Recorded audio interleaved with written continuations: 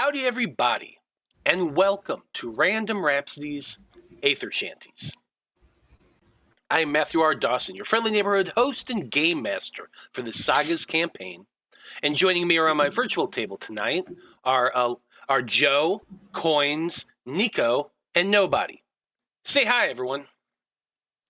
Yo. Hi. Howdy. Unfortunately, Alyssa is not feeling too well today, but we wish them the very best. Now, before we begin, we do have some announcements to get through, starting with a word from our sponsor for this campaign, SAGAS. SAGAS stands for Setting and Genre Agnostic System and was created by OKSRPGs. It's a universal rules-light TTRPG designed to help you easily tell your stories in any world imaginable. You can choose from over 100 unique features to build your character or use the guidelines for quickly making your own unique abilities. SAGAS promotes helping allies over helping yourself and encourages teamwork to succeed in challenges. Using the smooth and fast combat rules, you can describe epic team combos that you can use in combat to take down your foes. In any setting, SAGAS has provided a smooth integration of rules to create a unique framework to help create your adventures. It uses a check-based roll-under resolution system, which is unique to most TTRPGs. Your character features can change the size of the dice you roll, and your allies can help by giving you more dice to roll, improving your chances of getting the lowest possible number. There's a free 35-page SAGAS playtest available on DriveThruRPG, and the Kickstarter for SAGAS has been funded. You can find the link in the chat and show descriptions. This week we are back with another episode of Curse of Strahd. That's this Wednesday at 6 p.m. Central, and our heroes, the Conclave Expedition, are currently fighting the Wildmen of Yester Hill, while Strahd is watching. It's going to be a crazy battle, to be sure. As I said, that's this Wednesday at 6 p.m. Central Time. You can keep up to date on our schedule and everything we do here on the network by following us on Facebook as Random Rhapsody TV, on Twitter is @random_rhapsody, on Blue Sky is Random Rhapsody, on Mastodon as Random Rhapsody, and on TikTok as Random Rhapsody_TV. We're also on Patreon as @Random Rhapsody if you want to help out, support the show, and get some cool, unique perks. You can check that out at patreon.com/Random Rhapsody. And that's it for our announcements. So join us as we return to the multiverse around Loroupa and join the crew of the Wayfinder and their Æther-Shanties.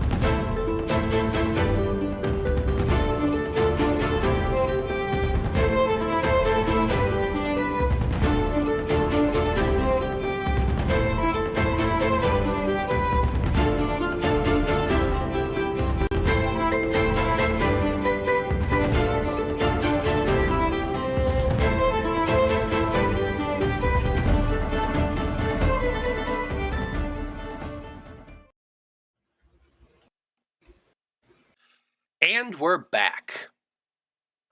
So, for this campaign, we do our recaps by offering up the Random Rhapsody coin, which is good for a free reroll during the session.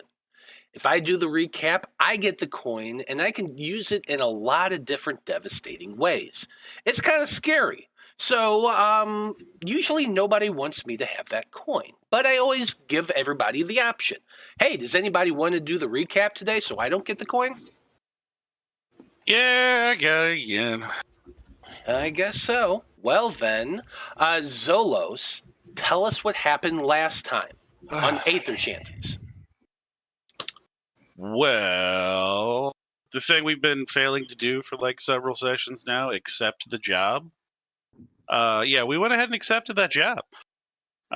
Picking up goods from some planet. I don't remember. It's not important. Those details, I'll leave that to the doc or Lark to remember things like that.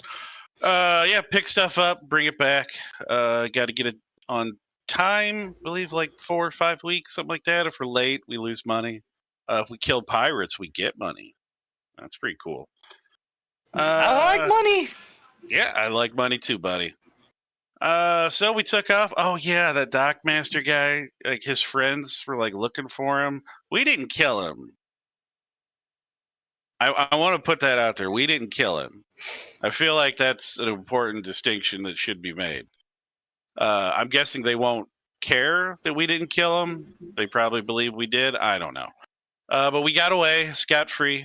Didn't even have to pay him any money. I'm guessing that's going to come back to bite us in the ass.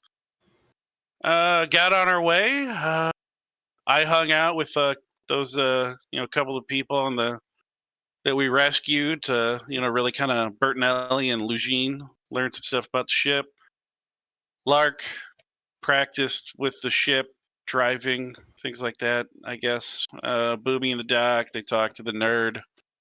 Skarn talked to the tiefling, which I'm a little jealous. I'll say that. Been on this ship for I don't know how long, and I haven't actually had a conversation with the tiefling. Maybe we should remedy that at some point, DM. Yeah, then we got attacked by a bunch of giant floating asshole rays, but we killed a few of them, We did this one for you, Steve. Killed some of the bastard that killed you's ancestors. But now I think we landed in the water, or we're about to, and we're almost to this place to get the stuff we need. It's a bug planet. So that'll be fun. Yeah, well, something like that anyway. Okay, there you go. There's the random Rhapsody coin. Hey. Don't forget to use it. It's only going to last this session. No one ever said the summary had to be accurate. Hey, it's chaos every time. I try my best. True. No, I followed for the most part, but then, of course, Zolos is never going to... I did have a question just for the sake of remembering. What species were the guys that did kill the captain, or we suspect killed not the captain, the dockmaster, sorry, the dockmaster? I don't remember. Were they dragonborn or something? I thought they were some sort of like lizard or kobold or something. No? I thought they were primate. Primate. Oh, okay. I knew they were some sort of animal humanoids. Mm-hmm. Or was that the people that Lark and Doc talked to? Because I don't remember. The one Skarn I talked to, they didn't let us on the ship. They weren't really... Yeah, they just said like they took care of it, right? Yeah. Were those ape guys? I think so. I have to look back in the notes. The one you guys were Ape talking strong together. Have you guys well, seen like the newer Planet of the Apes movies? They're pretty good, actually. Yeah, actually, they were pretty good. The ship you're talking about actually had kind of a mixed species crew. The captain, I believe, was one of the Hypodrone, the hippo people you had met previously. It wasn't a military ship, but it was just a trade frigate. But the crew itself was kind of varied in species, and yeah, there was a simian creature in there amongst the crew. Alright. Anyway, Wayfinder crew, you have finally arrived in the Krixillian system. after a 2-week journey down an aether current. You're currently coasting along at low thruster speed, angling yourselves towards the planet's outer orbit. Your ship was a little damaged during the fight against those predatory manta ray-looking monsters. So those of you who are not actively flying the ship are no doubt working quickly to repair everything before you get to the planet. Because, you gotta land in the water and all that. Skarn, you are still connected to the control crown, and Lark is at the helm with you, which leaves Boomy, Dr. Bloom, and Zolos to see to the repairs and also deal with the dead thing currently pinned to the deck of your ship by one of your ballista bolts. So yeah, that's a thing too. So got him. Yeah, you did. So with that in mind, Wayfinder crew, what are you going to be doing to deal with your kind of trashed up ship and the giant critter currently pinned to the deck? Go investigate this critter. Poke around, see if any of his eyeballs are valuable. I mean, I agree with that. Yeah, we should definitely check it out and see what needs to be preserved and what could be useful to us. Absolutely. So the two of you working together, why don't you give me an examination roll? This is a check to investigate this creature, try to learn a bit about it from a biological standpoint, and also just see if anything looks valuable on it. If you're working together, somebody can roll with advantage. If you have any skills that might help you in this, go ahead and declare it. The number you're aiming for is a 4. Boomy, do you have investigation as well? I do not. Okay. I think Lark is the go for it if you have some sort of bonus. Yeah, so I have investigation, so I can roll for it. So we're aiming for a 4. Aiming for a 4, and it sounds like you're using an 8. Yeah. While you're doing that, hello, Epic Realms, welcome. Feel free to lurk all you like.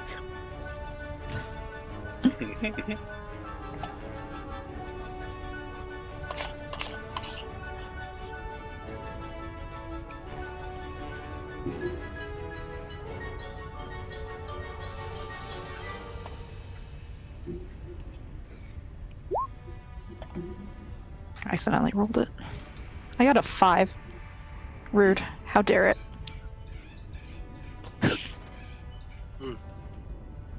How dare it? Yeah, you're aiming for a 4 there. Yeah. Examining the creature, you can tell that not a lot of it would really be valuable. Maybe like the skin of the thing, because it lives out in the vacuum of space, so it's probably resistant or resilient, at least a little bit, to the cold and the extreme conditions out there in an asteroid belt. The eyes were kind of damaged in the fight. I'll remind you, it's one gigantic eye in the center of the thing's manta ray head, and Skarn pierced through it with a crossbow bolt and killed the thing. So it's ruined, it's useless. It's like all oozed out onto the deck, like there's just a hole down the center of the thing. It's pretty disgusting. Sounds like it. Say we push this thing overboard. Not be too hasty. Look over to our Bertinelli and Lejeune and be like, "Can we eat this? Do you know if this thing is edible?"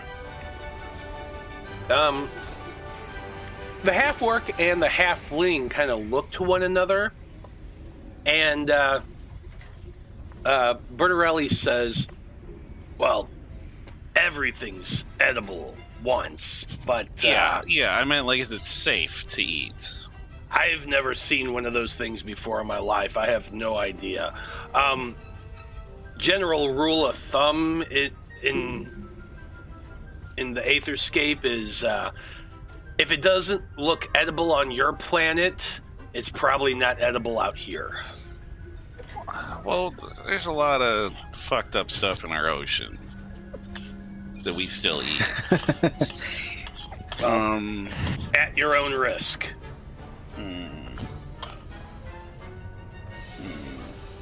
Yeah, where's the nerd? Aravast. Where you at, buddy? I'm calling Aravast. He was hiding below deck. He made himself scarce during that battle. But he will pop up. What can I do for you? This thing over here. What do you know about it, and can we eat it safely? It looks to be a creature born out in the void. I don't know. I'm not a xenobiologist. I'm a translator, a scholar. Yeah.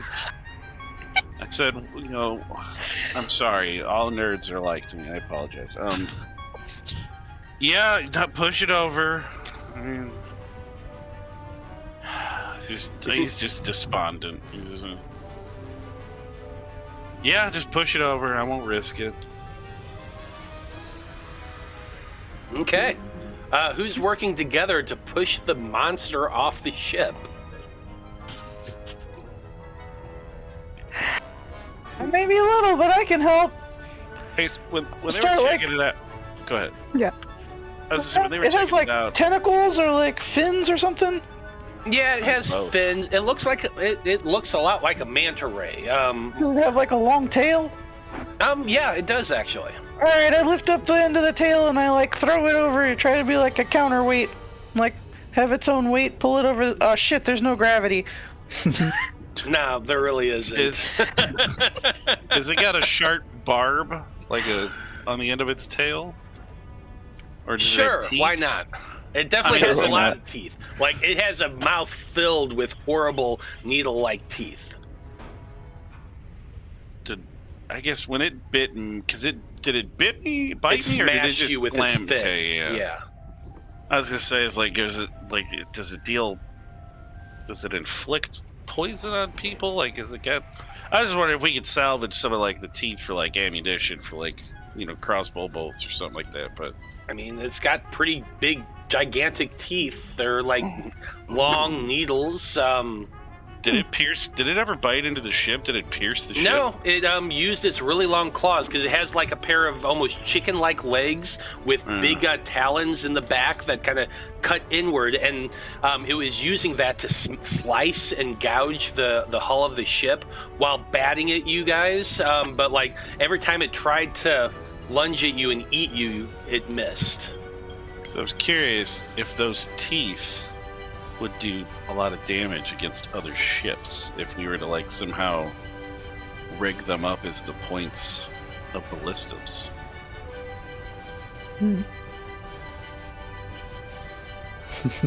Does anybody know how to craft? While we're at it, let's just glue them all to the front of the ship. I mean, Dreezy,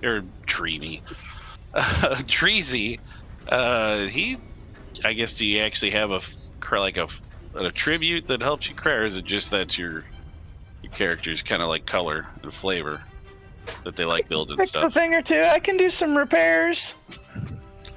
Yeah, all right. This is science. This is more of a 5e, I guess, question than it is for Sagas to use the stuff. So yeah, let's just get it off the ship. Anybody can do anything in this game. Pretty much, yeah. Well, I guess if you guys think it's something we could use them as like ammunition of some kind. I mean, Zolos is willing to give it a shot, but he doesn't know how to build any of that crap. It's like some kind of monster you would have fished out of the ocean. I mean, a little bit smaller, like your size. It's much, much smaller. But I mean, nothing like this. They don't have teeth like that. I mean, they're squid, but I mean, they're just ugly. I mean, they're nothing like this thing. I'm sure there's some kind of fantastical creature of fantasy proportions in Loroupa, but I would have to actually think on that and actually ask Matt if I could invent a fish in his world without just doing it. It could just be like an aboleth spawn or something. Oh yeah, we got stuff like that, I guess. Yeah, we did fight. Like, we fought in the Fab Five an aboleth beholder that Matt dreamed up from his fucking nightmares. Yeah, that thing was pretty cool. Then, of course, there was the almost dream disintegrated the wizard. Dream Witness. What am I saying? I was just saying, of course, there was the Dream Witness too, but that was the Dream. That was the Dream Witness. Yeah, no, I mean, it's if we want to like cut some out and play around with them, I guess we could, if we do a roll for that and then just toss the thing over. Sure, make me a butchery check. Butchery.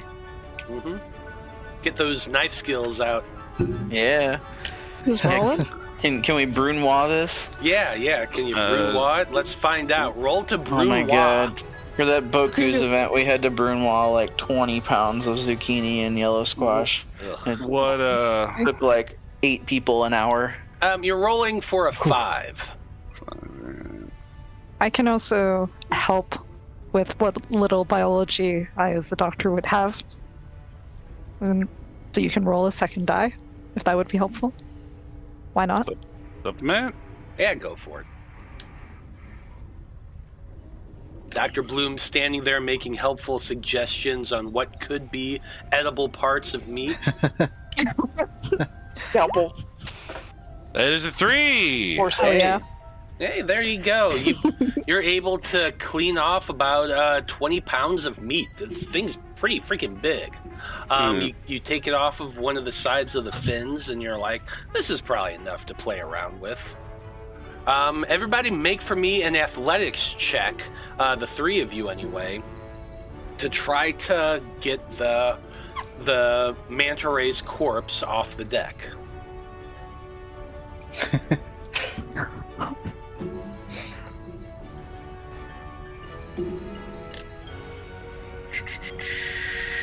What are we shooting for here, did you say? I can't call. Oh, I just realized I was muted. So I need each of you to roll individually, and all of you are aiming for a 5. Okay. A 5. Yeah, that's not what?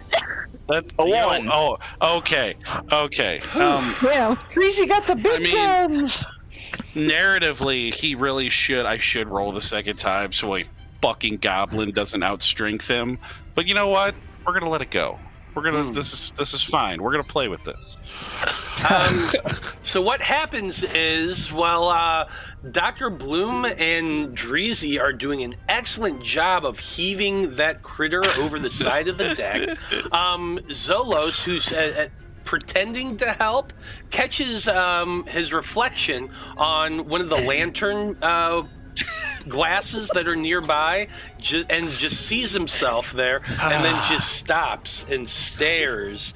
And 20 minutes later, Dreezy is straining with all of his might, pushing on the thing. Dr. Bloom is keeping it up, and the two of them manage to get it over the side of the ship.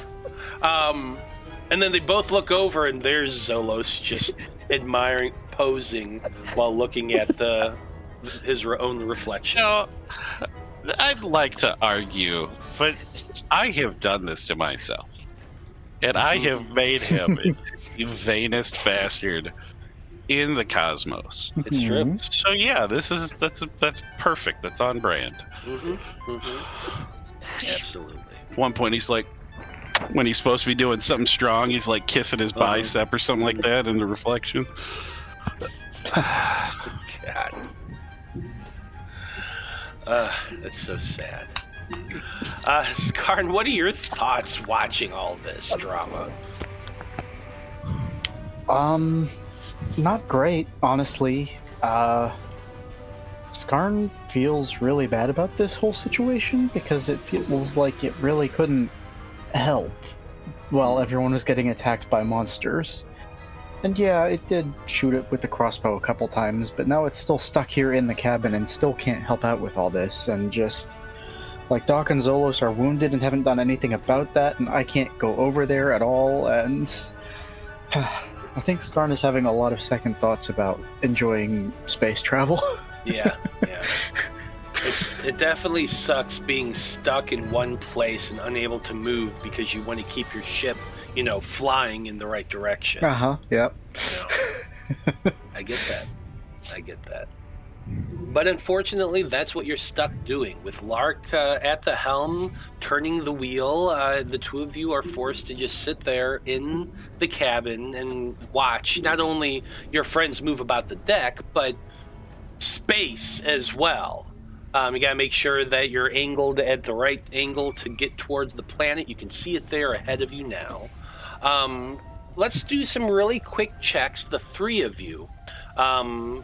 Dr. Bloom, Boomy, and Zolos, to make repairs on your ship. The deck has been damaged, the side of the hull has been damaged. From a mechanical standpoint, your ship has lost 3 hit points. Good news is you have the supplies for quite a bit. So you can absolutely work to repair your ship. My question is, can you do it in a quick enough time that you can go to the planet immediately? Or are you going to be stuck in orbit for a little bit, finishing repairs before you descend? So this is what we're finding out. All three of you are going to be making repair checks. This is your work to, remove broken boards and beams, put new ones in, hammer them in place, pitch them up. You got to put pitch on them to make them sealed once again, yada, yada, yada. So, all of you are making repair checks. If you have anything to give yourselves better dice, feel free to declare it. You're aiming for a 4. Yeah, I have the repairability that lets me use a D8. Nice. And I also leave things in better condition than I found them when I repair them. Nice. Oh, hell yeah. Nice.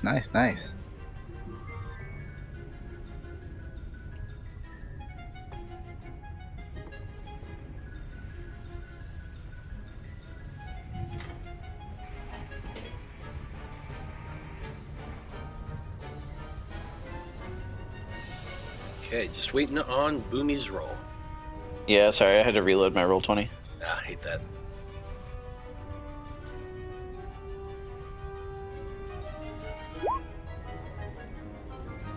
A 7. Oof. Man, rolling a 7 on an 8, that is rough. Yeah, and not an 8, because I can re-roll if I roll the highest. Yep. So, unfortunately, here's the good news, is that 2 out of 3 successes is still a good success. You are able to repair the ship by the time you get to the planet, only just. The bad news is Skarn, you were watching their efforts, and you kind of slowed things down a little bit on the ship to make it so that you can arrive. The repairs are finished before you arrive. Boomy, unfortunately, because you failed, you're not able to improve the ship at all. But by the time the ship does arrive in orbit around the planet, you've mended the hull of the ship. You're fairly certain that it's going to be waterproof when you land. The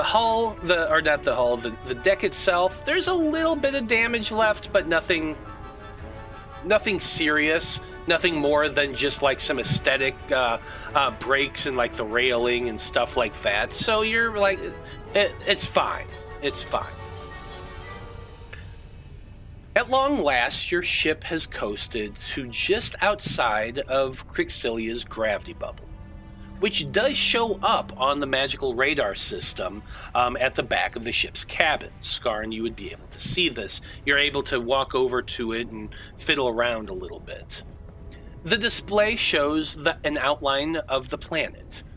Some lines of text in that alien language the ship uses, and pinpoints of highly concentrated magical energy you kind of guess to be other Aether ships, such as like yourselves, or like yours. Aravast is hastily copying down the text, of course, to compare it with the other writings he's seen. And at Bertorelli's suggestion, Lark has aligned your vessel along the planet's equator to give you all a good look at the landscape below. You can see that there are a total of 3 major land masses on the surface, as well as multiple medium-sized islands dotting an otherwise watery planet. No doubt all of you feel a ping of nostalgia for your home island of Jura as you look down over some of these islands. The planet is very reminiscent of what Loroupa must have looked like back before the breaking. Or at least that's what the stories all say. Seeing Krixillia like this, those stories are a lot easier to believe, I'd wager. Still, here you are, orbiting Krixillia, and you have a mission ahead of you. Get the supplies that Crowborn needs, and hurry back to the Rock of Ra. So, what's the plan here, Wayfinder crew? Do you know where you're going? The Corzanas Emporium. Dock 17. Aren't we supposed to land, like, out in the ocean, water, ways though? out, yes. Yeah, he said it's like a faux pas to just fly in. So we had to land, like, outside of sight of land in the water, and then coast the rest of the way. Mm-hmm. Okay, alright. You up for this? Where Dock 17 is? Like, what part of the... There's a lot of water down there. There's a lot of water. I want to say I remember them saying it was a specific island, like the chain the continent we were supposed to go to. Yeah, we were also given paper instructions to outline everything, so it should be in there. Yeah, they printed off the map quest for us. You guys remember that? It's true, they did. Oh, it's Kebtoma. It's the most southern part. I was thinking Right? southern, but yeah, Oh, perfect. Yeah, sorry, I forgot to put that in the summary notes. It's all good. Yeah. It's a weird spot. Hey, Epic Realms is raiding with a party of 32. Welcome, everybody Sweet. from Epic Goodness. Realms. Howdy, y'all. gotta make things interesting, man. So here is what that paper says. You're supposed to be going to, let's see here, the largest landmass in the southern hemisphere. And you're traveling to Kibtoma, the southernmost port on that landmass. Like you said, it specifies not to fly within eyesight of the port. You're supposed to land in the ocean some distance away and coast there. Once in the city of Kibtoma, you're supposed to go to Karzana's Emporium, and you have a letter for an individual named Ricky Taimo, who is apparently the warehouse manager. So, Let's do it. Yeah, absolutely. With Lark in command, you all kind of brace yourselves as she spins the wheel, turning your ship towards the planet. You've had an interesting time before because, like, your ship, rocketed off of Loroupa, and you've never actually landed on a planet before. You you've landed on the Rock of Vral, but riding into an atmosphere is definitely different. Fortunately, you have the help of both Bertarelli and Lou Jean. And with their guidance, they kind of explain a little bit what you have to do. You have to pull in the sails and coast in just on thrusters alone. You have to angle it a certain way so that the bottom of your ship hits the surface of the planet's oxygen bubble at a specific angle. That way you don't burn up. You have to use the propeller fans on the side. It's a whole big complicated thing. I'm not going to go into too much of that detail, but I do want somebody to roll in Lark's place, since Alyssa isn't here, for her actually piloting skill. And I feel like, Skarn, that should probably be you, since you haven't had a chance to roll yet. You got the helm on, I guess so that makes sense. Alping Realms is asking, what system is this? We're currently playing a game called SAGAS. It stands for Setting and Genre Agnostic System. And it's a TTRPG that does like, you're trying to roll up the lowest possible number. You roll D10s, D12s, anything below that. And it's all very freeform and loosey-goosey. It's actually a lot of fun. Skarn, what you're going to be doing is you're rolling a D8 because she is actually proficient in the skill. I think she's at a level that she rolls a 6 now. Is she now? Let me double check. I think she was that. 3. Okay, give me 1 second. I will check. Because I want to say I remember them saying something about their level 3 for something. And they get I think a lot of them are level 2 goes down a dice and level 4 goes down a dice. Yeah. You're right. She is rank 3 in her pilot skill, so she is going to be using a D6. So you're rolling a D6 for this, Skarn, which is great for you because you're aiming for a 3. Oh, incredible. All right.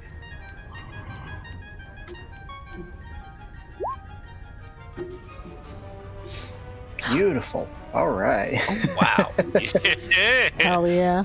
Yeah, Nice. We've had way too many wants tonight. We're about to get our asses kicked. I just want to say. Oh, I know. It's going to be so bad. Come on. Heck yeah. So, I can't wait to see that. Anyway, with Lark at the wheel, she's spinning it. She's using the cradle just in the right way. The ship kind of pitches a little bit and angles as it's hitting the atmosphere. The sails of your boat go up. Bertarelli's out there with Zolos cranking on the ropes to get them up in time. Everybody's running about the ship, working their magic. Dreezy, you're down in engineering, controlling the amount of power coming through the Æther engines, and working together with that Nat 1, you are successfully able to coast your ship through the atmosphere down past the southern hemisphere's largest landmass and land in the ocean about 5 miles away from what you assume is where the port's going to be. You flew high enough so that you couldn't actually see any details of the continent other than the fact that it was down there. You angled yourself and then kind of came in low over the ocean and landed with a very soft bounce into the warm water. Now, Zolos, once your ship has finally hit the water once again, you are just hit immediately by the most familiar aroma that you've smelled since leaving Loroupa.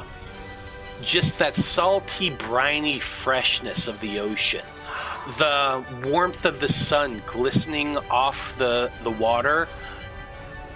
This is the very first time since climbing on this ship that you felt like you're at home. Describe that for us a little bit. I mean, shit, it's been even longer than that since he's even seen the water, because we were in the middle of our island, right? Mm-hmm. Where our little, so yeah, it's been probably a couple of months at this point. with the travel, I mean, how long? I guess in game, tell you, we've probably been playing at least maybe a week. Well, or let's two. see. Yeah. You are in basic training for about 6 months, and then you got shipped out a week later to your current destination. So it's been a long time. I mean, yeah, as soon as he get the atmosphere, he could probably smell it. And then as soon as they hit the water, it's just, I mean, he's almost just shaking with excitement. Because being that he is like I think I went like half, like he's a Triton, part Triton. And so he is just, he's lived in the water practically his whole life. That's just been the most exciting thing for him. So yeah, he's just out there, just taking in as many deep breaths as he possibly can. And I mean, I would almost like to think he even just starts absentmindedly taking off, like I guess, whatever maybe armor they had put on, and he's just like going to be stripping down. He's not going to go full naked. He doesn't want to scare or entice anyone on the crew, except for the tiefling. You know what? Fuck it, Skarn too. He's been wanting to get Skarn a good, seaweed lotion regimen going. So yeah, whatever. He's open to new things. But yeah, he's just like gonna start going down, and then I guess how far out from? Can we see land from where we are technically? Or are we? Yeah, you'd be able to see land at the distance, but like I said, you're a good 5 miles out at this point. I don't know nautical terms, so I'm just going to use miles. But anyway, you're far enough away that you can't see the port itself, but you know that it is on the southern tip of the continent, and so that's kind of where you're angling the ship.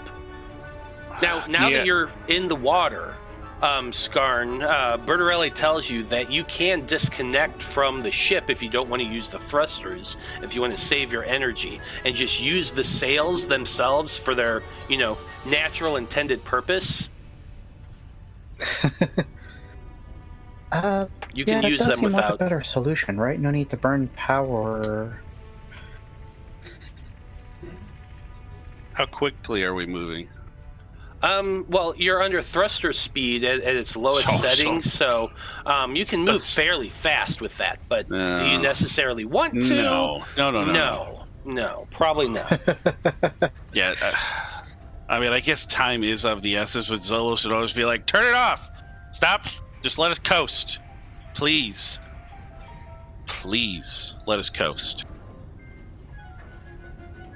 And so he's just kind of looking longingly back through the window, I guess, the bridge. We're gonna call it. And he's just like waving at you to just stop.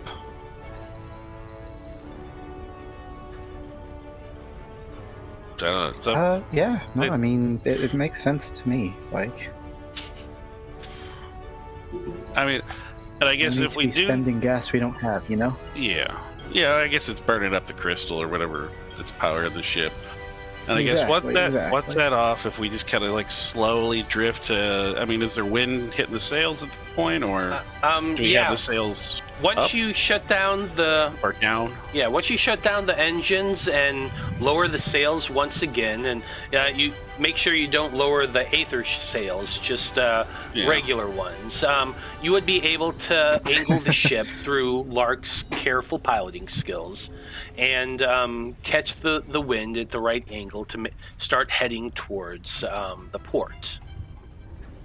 It takes you about an hour to sail close enough to see the port itself. So is there anything anybody wants to do during that time? Go ahead and say so. I think, Zolos, he would at least, strip down to just, I'm sure he's got some kind of undergarment. Maybe not, whatever the Loroupan equivalent. Maybe not underwear. Maybe, they're like almost, Spanx or something. What would we wear in our uniform or something like that? But he's got to strip down. He'll strip down as much as he can and carefully fold his uniform and put it aside.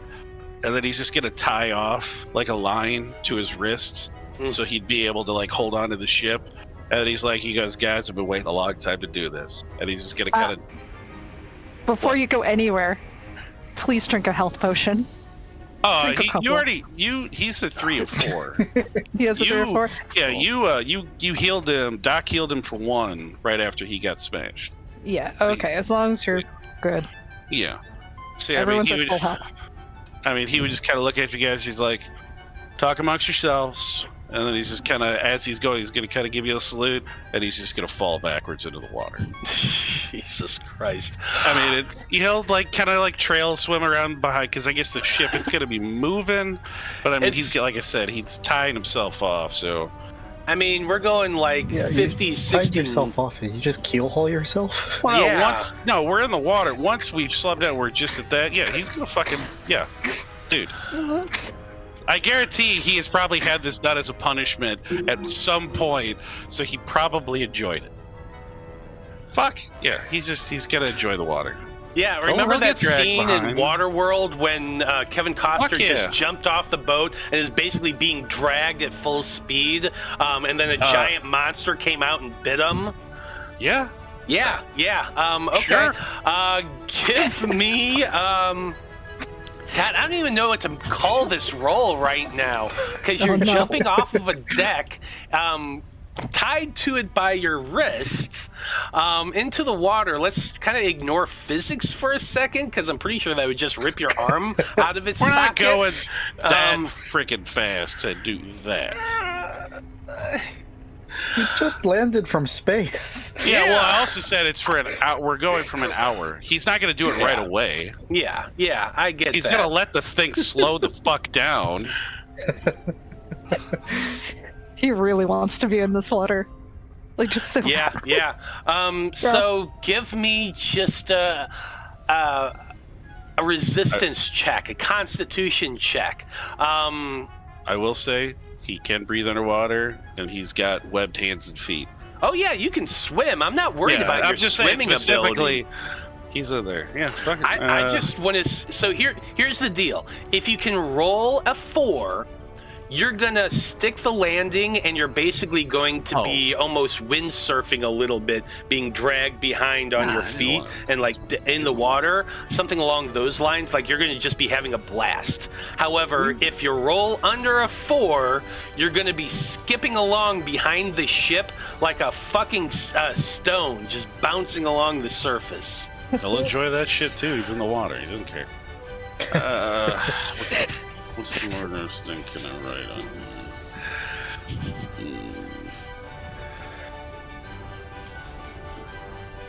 here?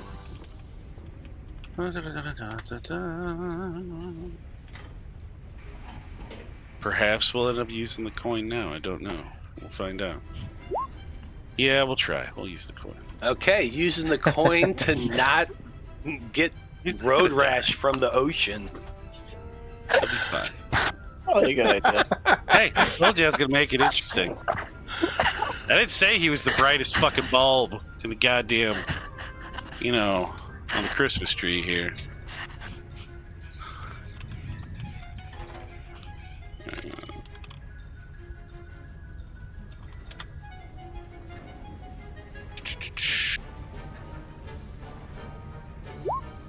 It's the same fucking thing. All right, yeah. Oof. Ouch. Man. He'll submerge himself at some point. Well, I just Googled how fast a ship goes, a sailing ship, and we're talking probably between 8 and 15 knots. So 50 feet per second here. So yeah, you drop down using that rope to kind of skim along. You hit the edge of the water. You just kind of hit it at the perfect way that your body just smacks and bounces, and you begin skipping along. Boom, boom, boom, boom, over and over again until you finally just go limp and submerge under the water. But you're going at an incredible speed. You're going to take 1 point of damage from this. Your body is feeling raw right now, when you belly flop repeatedly over and over again. That's kind of what happened there. All right. He's in the water. He don't give a shit. Hey, he'll be fine. All right.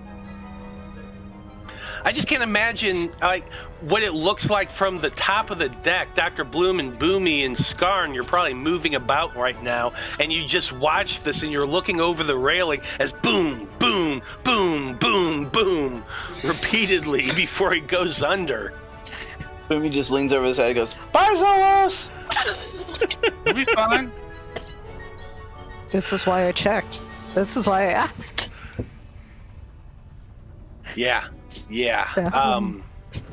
That's gotta be I've painful. never seen the ocean before. Is that how you're supposed to interact with it? No. Oh, Because he seemed really excited to do that. Yeah.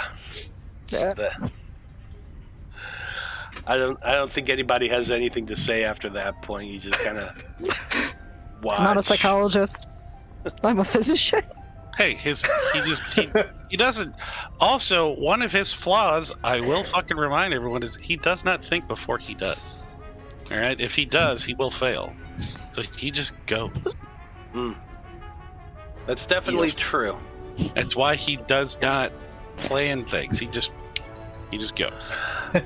Next thing I would like you to do is make for me a luck check. Is there anything big enough that might see you as enticing to come after in the ocean right now? Bad news is unless you have a skill that relates directly to luck, you're going to be rolling a d12 for this. Good news is that you're aiming for a 5.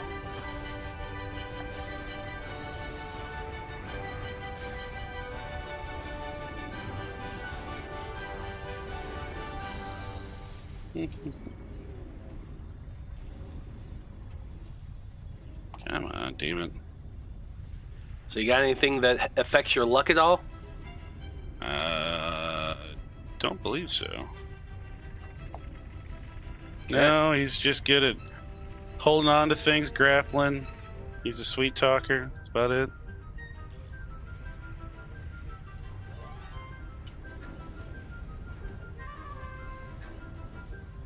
You said a 5? Yep, you're aiming for a 5. It's an 8. Oof. Ooh.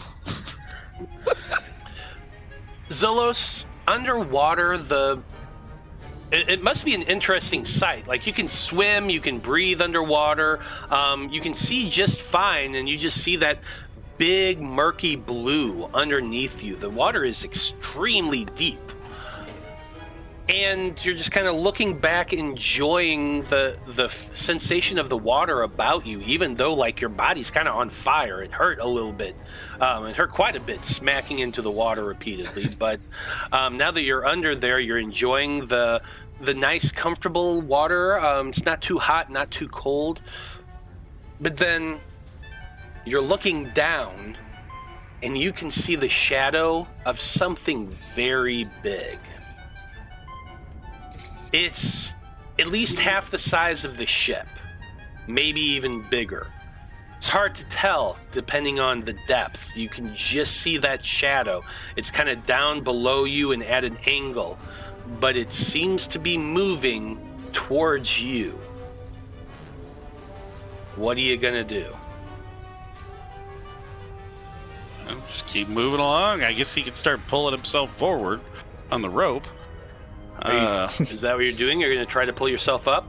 Well, I mean, it's not like he's not going to just shoot out of the water. He's got to move slowly as he move up. Mm-hmm. You know, there's not much else he can do. Start making an athletics check to begin climbing your way up the rope. I feel like your grappler ability should help you here.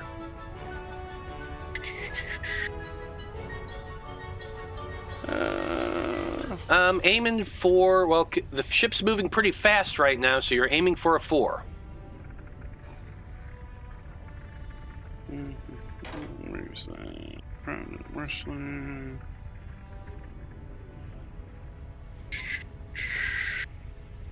Yeah, I guess it says an attack with his grappling uses a D10, so I guess I might use a 10 on that then.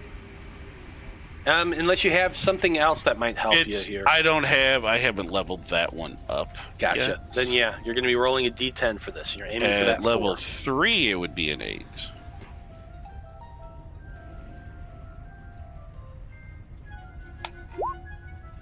Oof. Ooh. You know what? I will burn some of my own points to. Oh my god. Burning some effort to re-roll. Go for it. Well, shit, I've got like infinite effort at this point.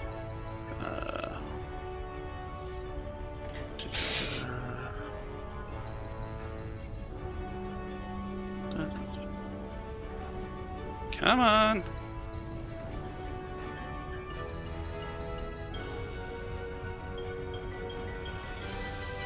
It's moving at slow time. Come on, I need a 4. There you go.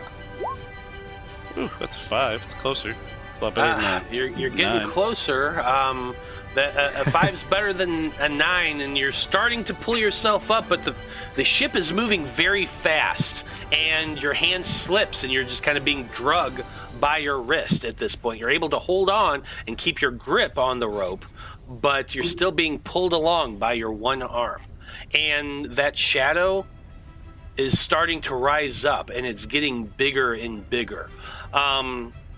It's looking more like 3/4 the same size of the ship. It kind of looks almost shark-like, but the thing has a lot more eyes, going all about the sides of its head, and great big bulbous-looking things. You're only seeing like some of the details because it is still dark below you, and you're just seeing it kind of rising upward. But the thing has very long fins, and has what appears to be claws at the ends of the things. And judging based on the shape and angle of the nose, you're guessing it's got a huge mouth filled with teeth. While that's going on, Dreezy, Dr. Bloom, Skarn, the three of you are moving about the deck. You've been kind of watching and seeing Zolos under the water. He hasn't come up for a little while. But now y'all can see a little bit of a shadow underneath you as well.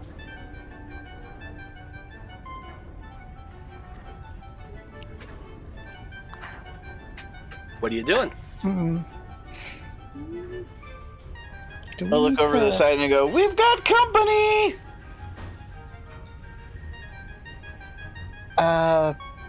The kind of company we need to shoot, or the kind of company we need to speed up to evade? And if we speed up, will Zolos be okay? Do we need to haul him back on board? We definitely need to haul him back. We need to grab him. Okay, fair enough. I'll run over there. I don't know how I'm sure excited we you have can be like about some that, other. but let's find out. Yeah. I'm sure we have some other rope and stuff on deck, right? Yeah, probably. I'm gonna try to throw like another rope down for him. I can fly it down. Oh Fly yeah, it even down. better. I always forget you can just fly. Right? Hell yeah. They are a bird. Mm-hmm. Yeah. Yeah, Dr. Bloom is a bird. So Bird you is the word.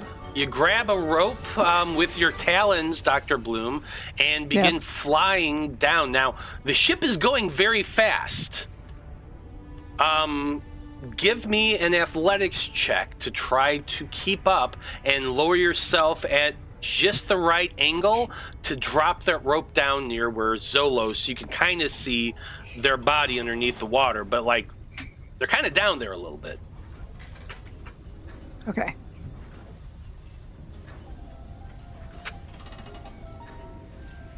What am I aiming for again? I think you're aiming for a 5 here. Are you fucking kidding me? It's a 6. Oh, Oh. So you're holding onto that rope and you're starting to lower it down, but you're not able to go nearly as fast as the ship is, and suddenly the rope in your talons goes taut, and you start feeling it pulling you back. you have to choose now. Are you going to let go of the rope or are you going to hold on to it? You have a split-second decision here. Oh, I'd hold on to it. Okay, you're holding on to it. You grasp onto it with all of your might, tightening your talons, and suddenly are yanked. Your arm/wings pitch forward, and you're going to go down and hit the water as well. Boom! Oh. You're going to also take a point of damage here. Fair enough. And you are now being dragged against the surface of the water. Yeah. Okay. Yeah, your eyes are burning. I'm not even going to say that you can see the thing below, but your eyes are stinging. Your lungs are trying to hold in water as you hold a rope with your feet. Yep. Yep. I guess. Yeah, I definitely would have downed a couple of healing potions. Yeah. Right before, I hope you did. Yeah. No, we were repairing the ship. It would have only made sense. Doc's too paranoid otherwise. I'll allow it. Appreciate it. Otherwise, you could also just say, I blacked out in the water, and that'd be interesting. God, how complicated do I want to make this? That's gonna problem. I'm fine with you saying that you definitely would have healed yourself up as you're repairing the ship and over that course of that couple hours. So, yeah, so you do take the 1 point of damage. You're being drugged under the water. You're holding your breath. Your eyes are burning. That's what you did. Boomy, Skarn, what are you doing? Watching in horror. I mean, Skarn's plan was to start pulling Zolos back in, so I guess it would be doing that. I mean, I'm sorry, Dr. Bloom, I know you are the priority not being able to breathe underwater, but it would have already been in motion to do the other thing. No, that 100%. That is valid. Go ahead, Skarn. Make your strength check to try to pull Zolos up out of the water. Oh boy.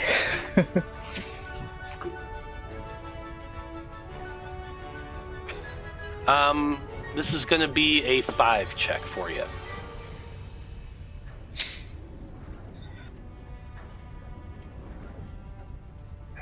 Alrighty, let's see how we do. Nope.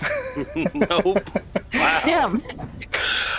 Yeah, the revenge for those ones are definitely coming in here. Yep. So you grab onto the rope and you're trying to heave, but just the force of their body, the water itself, just the tension of the water, the speed of the ship, you're unable to pull them out of the water.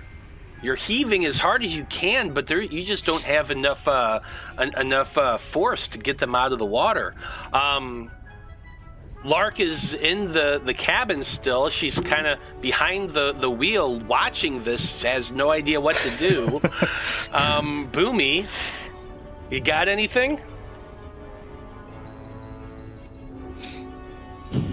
I don't think explosives are gonna solve this problem. Although, is there anything in the water, like, I don't know, debris from the ship or like anything like that?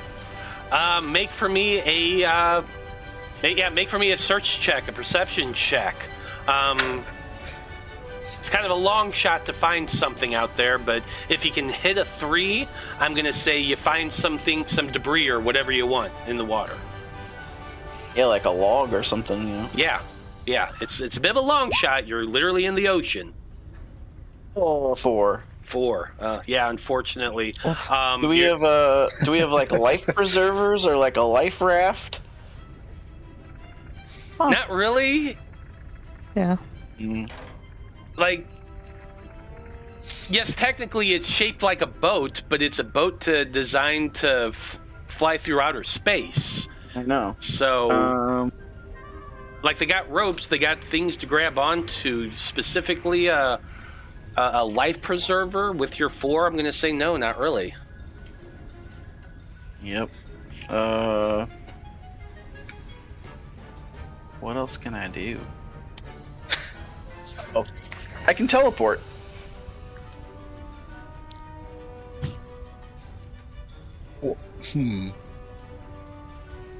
It uses... Wait. What does it use? Does it use just my movement?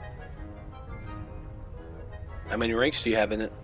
Oh, no, I have 3 ranks. I can teleport 2 zones away. Costs 1 effort. Yeah, so I mean, I could pop down. Can you take people with you? Not yet. Not. But I can get Dr. Bloom out, and then they can fly back down and get us.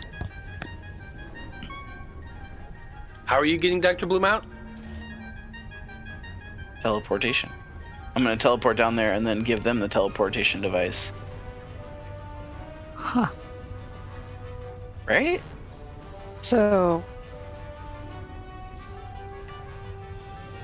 boom.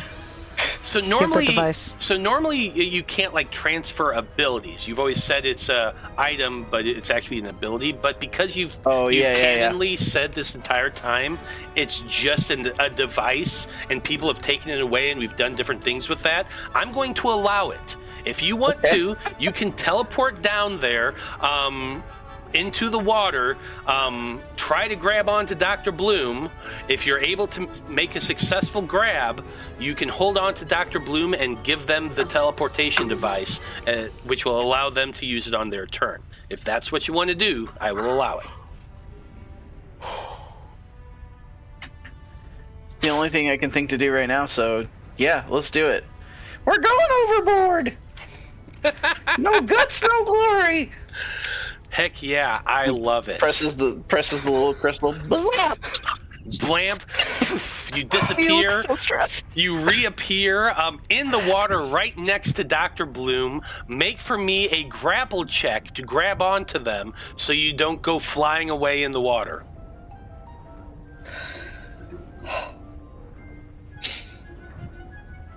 It's a DC on that one.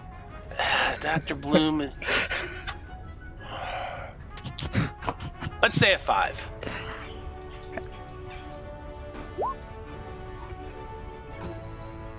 Got it. Nice. Yes, with that 4, you suddenly just bamf right there, grabbing onto their clothes, holding on tight. You're able to pull yourself up towards the dock, and shove your teleportation device in their hand before grabbing onto the rope that they're holding on with their feet. We're going to go back down to Zolos. Zolos, you're still being pulled along the water. Your arm is aching. The socket of your shoulder is really hurting right now. What are you doing? I mean, he just keep trying, keep moving forward. I mean, he's not really much else that I think he could do. Make that climbing check. Get up that rope.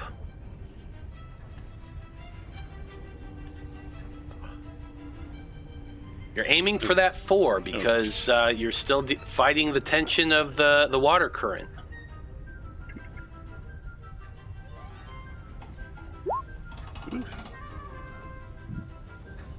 No, that'll put me back up to 3.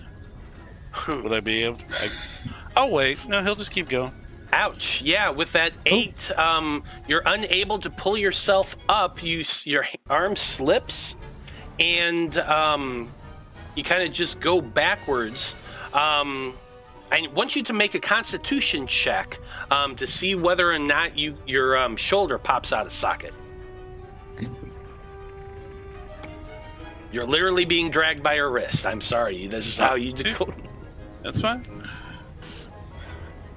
I'm not upset by any of this. Oh, I know you're not. I've already told you. I just keep seeing Nico and Nobody wince every time I say these things.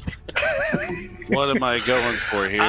Aiming for a 5. I don't know how I'm going to explain it when we get back to port and I have to tell them my entire crew jumped off the ship. That is a 5. Nice. Nice. Good news is your shoulder is not being ripped out of its socket.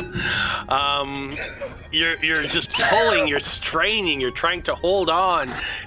You're gripping the rope with your one hand as it's tied around your wrist just being drug along the water.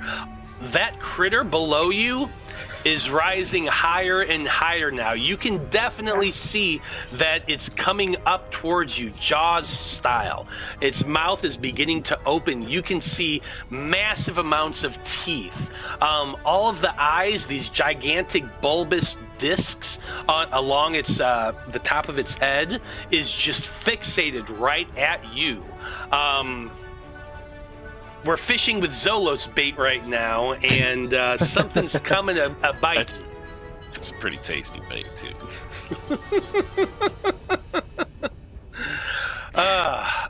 Yeah, that's what's going on down there. Dr. Bloom, you're next. What are you doing?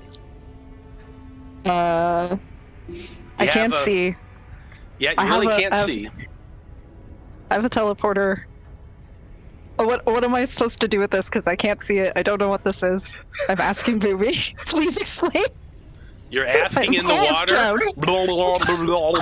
I'm just like motioning to the little crystal on top, like. It works for me. I would take the gesture. I'm the dumbass who decided to hold on to the ropes. I'm not gonna think to put my head out of the water. I'm gonna be like, okay. And just press the button and pray that I went up. You press the button with all of your might, focusing on the bridge of the ship.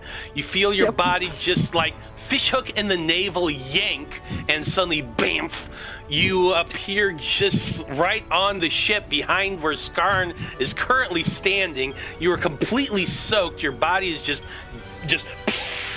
pours down water because you kind of brought a little bit along with you in the teleport.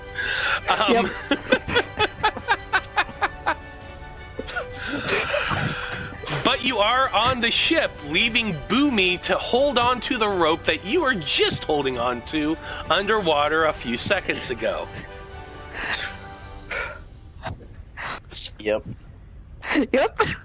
I'm trying to think what else I can do besides that. Because where my mind is going is, it did the thing. I can press this button, land on the rope that Zolos is on. Give it. I can't be trusted. Pure chaos. I looked at Skarn and I'm like, that's stupid, right? Please somebody help. Let's go to you, Skarn. I belong in the sky. I don't know what to do. If you just keep passing the thing back and forth, you'll all just keep falling in the water. I'm trying to do that again.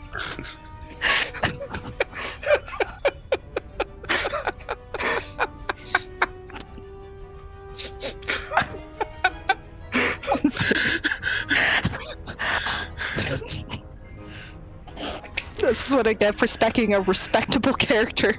With the soul that I have, this is what happened. You're getting the real Nico experience now. I was scared and I'm like, what am I supposed to do? Help. It's fun this way, isn't it? Yeah.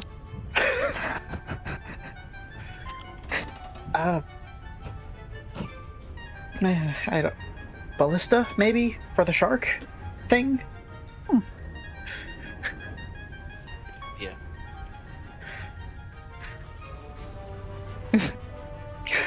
Yeah. I don't know. I got nothing here.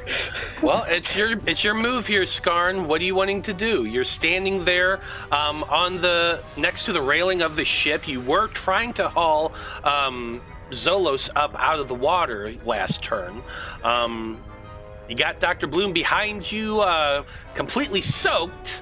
They're on the deck and seems to is looking to you for guidance. What are you going to do? I might have a scheme, but I have to ask a question first. Ask away. Oh, yeah. These ropes thrown over the edge of the ship, are they wet? Like sea spray being in the water? Like, are the ropes drenched? I would say at least partially. From where they're underwater with Skarn, they're wet. They're probably a little bit wet, probably another few feet above the water line, like let's say about 3 feet above that, but from that point on, no, not really. Okay. Alright. That makes this a little harder, but I think I can still make it work, so... This is gonna be a little weird, but I'm running off established way this power works.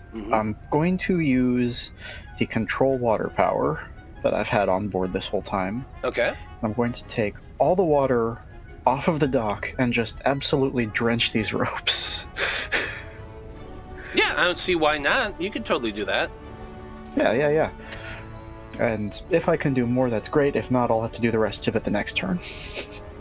I mean, we're being a little bit loosey-goosey here. You're using your magical ability to control water. You don't have to, like, roll anything. You're just able to do it. So you see the water on the deck. You can grab hold of it with the control of your magic, begin it to fly up into the air, and it goes rolling down the rope there, drenching it effectively. What are you trying to do with this? Well, back in the bar on the Rock of Vraal, I was able to manipulate objects that had water inside them by pulling on the water in them. So my thought here is to pull the wet ropes out of the water with magic instead of relying on my muscles, because I feel like that would be more reliable for me. Just for the sake of argument here, how far are you able to control water? Only in melee range. Only within melee range. So that does make a little bit of a difference here. Yeah, it's not great, but it's what I've got. Yeah, so you would be... So I'm trying to think of a way that this can kind of work for you, because we're thinking magic and physics at the same time. It's kind of weird because they two don't really interact that well. From the mechanics of the ability, you can only do this in melee range.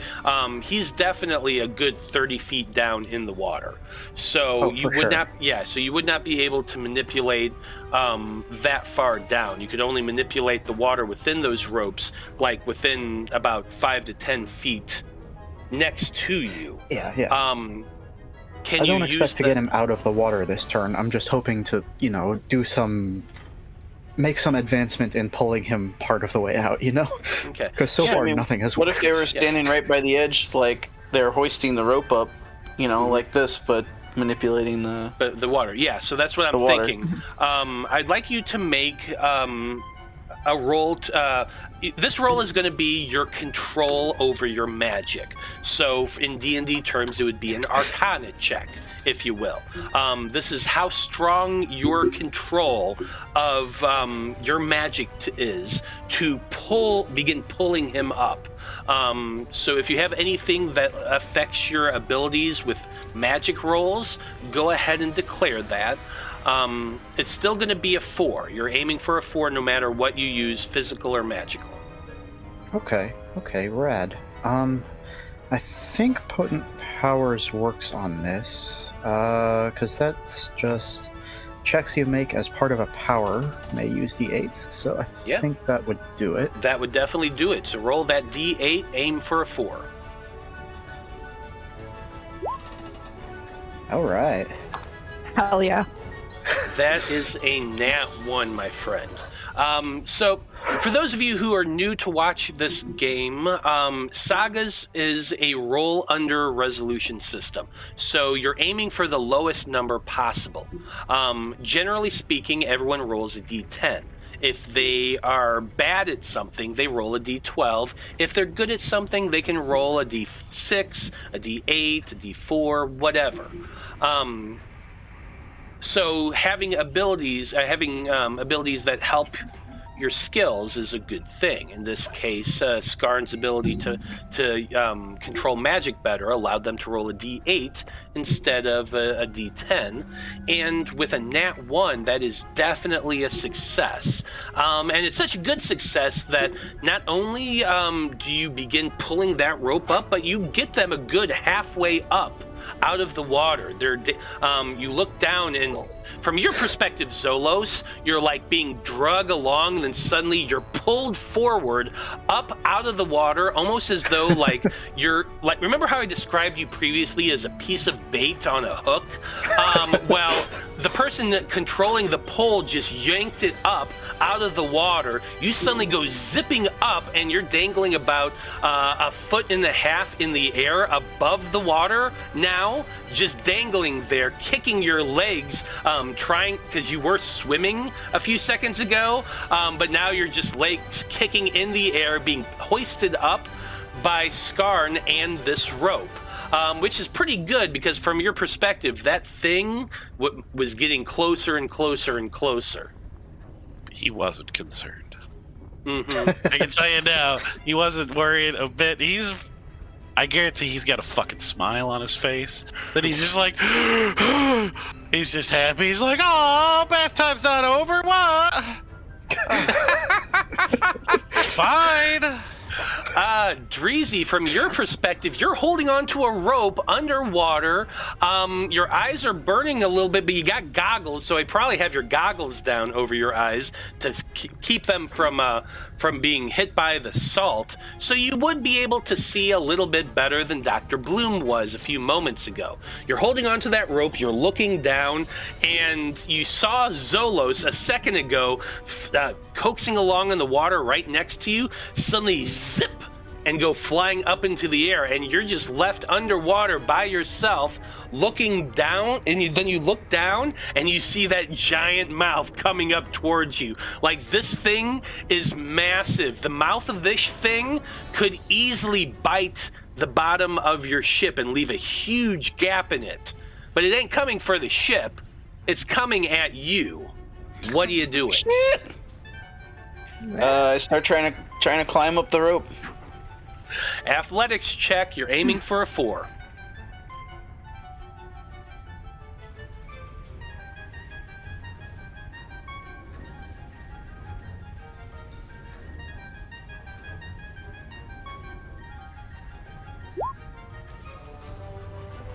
Ugh. Oof. Ooh. Yeah, with that 6, you're pulling yourself up, but the current is pulling you back, and you feel your hands start to slip down, and that critter's coming up. You only got a couple rounds left before it eats you. So that is a failure. Science Officer Dreezy overboard! It's more like...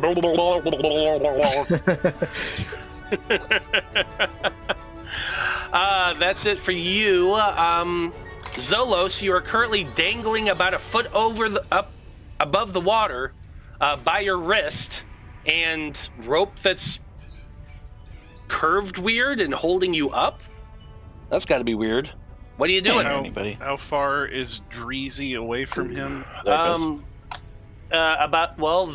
The surface of the water is 1 foot below you, and then Dreezy is probably a couple feet below that. So, is it like an actual? Because I guess I'm trying to. What's the hull of the ship kind of look like? Well, it's like on a sailing ship. You would probably, like, at least the sailing ships, I'm thinking that would be like a Loroupa type thing. There would be almost like a ladder built into the side of the ship if you were climbing up and down from the water. Yeah, there is something like that along the side, kind of halfway in the middle of the ship. Is that close to where Dreezy is at the moment, or not really? No, you're kind of on the edge. Like you're not close to it either. Like, it's probably a good 15 feet ahead of you. And there's nothing, like, it's just smooth on this part of the ship. Mostly just smooth and covered in pitch, and it's that wood material that's sort of like wood but sort of not. I mean, because if he can't reach the water, even to get his foot in the water to, like, you know, shake it for Dreezy to, like, grab onto, I mean, I don't know that there's really much he can do. And I guess you said, I guess it's kind of frozen-ish, so I probably know it's Skarn. Well, it's not frozen, it's just the water taut. is pulling it up, and it's taut, yeah. And then there's the rope below you that Dreezy's currently being drugged by. And is that attached to, I assume it's attached to something. Yeah, it's attached to the deck of the ship, just like yours was. But if he is currently being pulled up by the other one, he'll try and get a hold of the I guess, the other thing with his other hand, and just, as he's being pulled up, I mean, I can't imagine Dreezy weighs much. Nope. If you want to try to grab that rope, go for it. Make me some type of coordination check, because you're literally being drug up by one arm, so you have one hand to reach out and grab the other rope. So this is some type of coordination check. If you have anything that might help you, declare that now. Really? What? Zolos? Does he have... No, he doesn't have that. He can sweet talk people, and he's a pretty idiot. That's pretty much Zolos. Well, then you're rolling a d10, and you're aiming for a 4.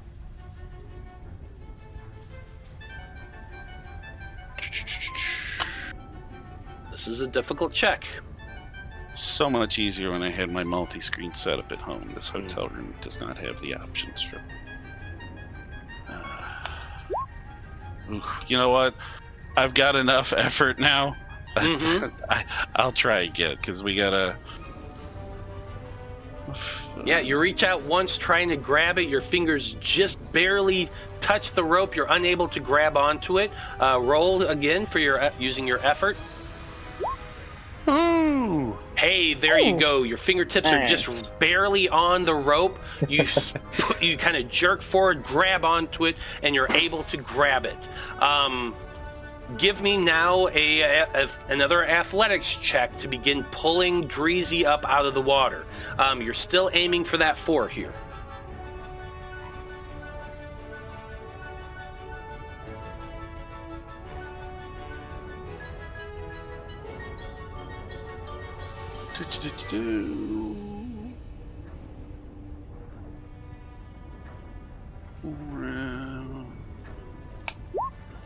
Ooh, that's 5.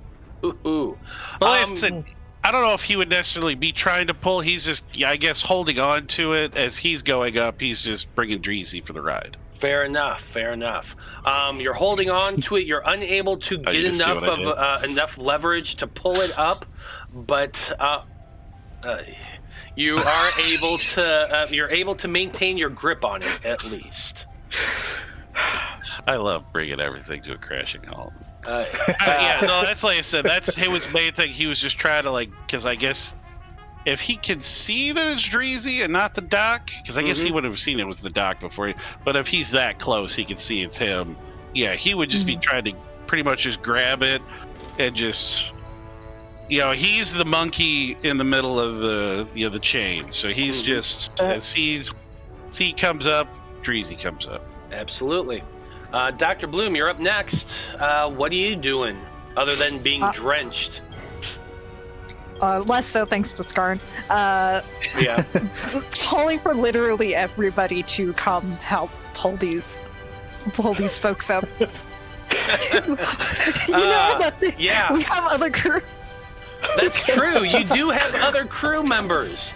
Aravast really can't help, and Lark is currently steering, but you've got Bertarelli, you've got what's her name? Lujim. You have Hish, the young woman who's been staying mostly below deck this entire time. You're yelling for everyone, come help, come help. People are overboard and all that fun stuff. All hands on deck. All hands on deck. And I guess while I am yelling, I'm probably also trying to pull the rope up, though. I don't know if I would have caught that Zolos has the rope that Boomy is on. Yeah, we'll say at least you make your way running over to the railing of the ship. You're yelling as you're doing so. You can hear the sound of footsteps coming from below deck. And you can see as you look over that Zolos is kind of being held in the air about a foot above the water, holding on to the other rope, and Skarn is just standing there with its arms up, like outstretched, controlling the water. This has got to be just a bizarre scene. So you're able to see all that shit, and you've summoned your friends. We're gonna say that here in the next round, they all start running up, the other members of your crew. Skarn, roll for me to maintain your control of the magic. Okay. You're still aiming for that 4.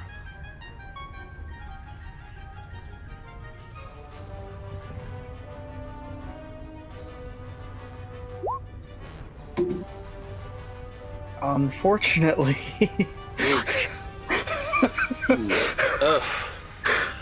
With that 6, you're not able to pull Zolos any farther up. Holding on to Boomy is adding extra force to this, and with the added weight and just with the pulling and all that, you're unable to lift him higher up out of the water.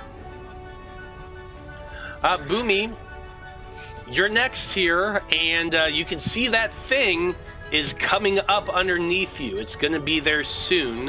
What are you going to do? Oh shit!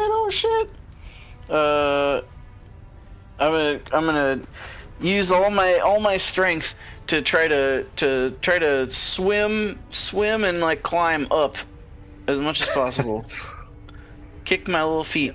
Yep, absolutely. Make that athletics check. You're aiming for that 4.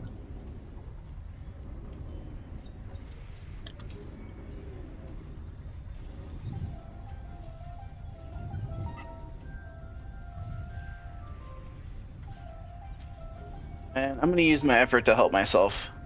Okay, use 3 effort to give yourself advantage here. Go for it. You said 4, right? 3. 3? Yeah, I think so. Huh. Yeah, it's 2 A 2. effort to help other people. It's 3 effort to help yourself. Oh, for effort, yeah. Yeah. With a... Yeah, you're aiming for a 4, but yes, with that 2... Oh, okay. That's what it was. Yeah, sorry. That was all confusing, but you use 3 effort to give yourself advantage. You're aiming for a 4. You rolled a 2, which is awesome. Seeing that thing coming towards you, you're like, oh shit. You start kicking your goblin legs. You start pulling the rope hand over hand, pulling yourself up. You've gotten above the water. Your head breaks the surface, and you look up and you can see Zolos holding onto your rope, hovering about a foot above you in the air, being dragged by his wrist.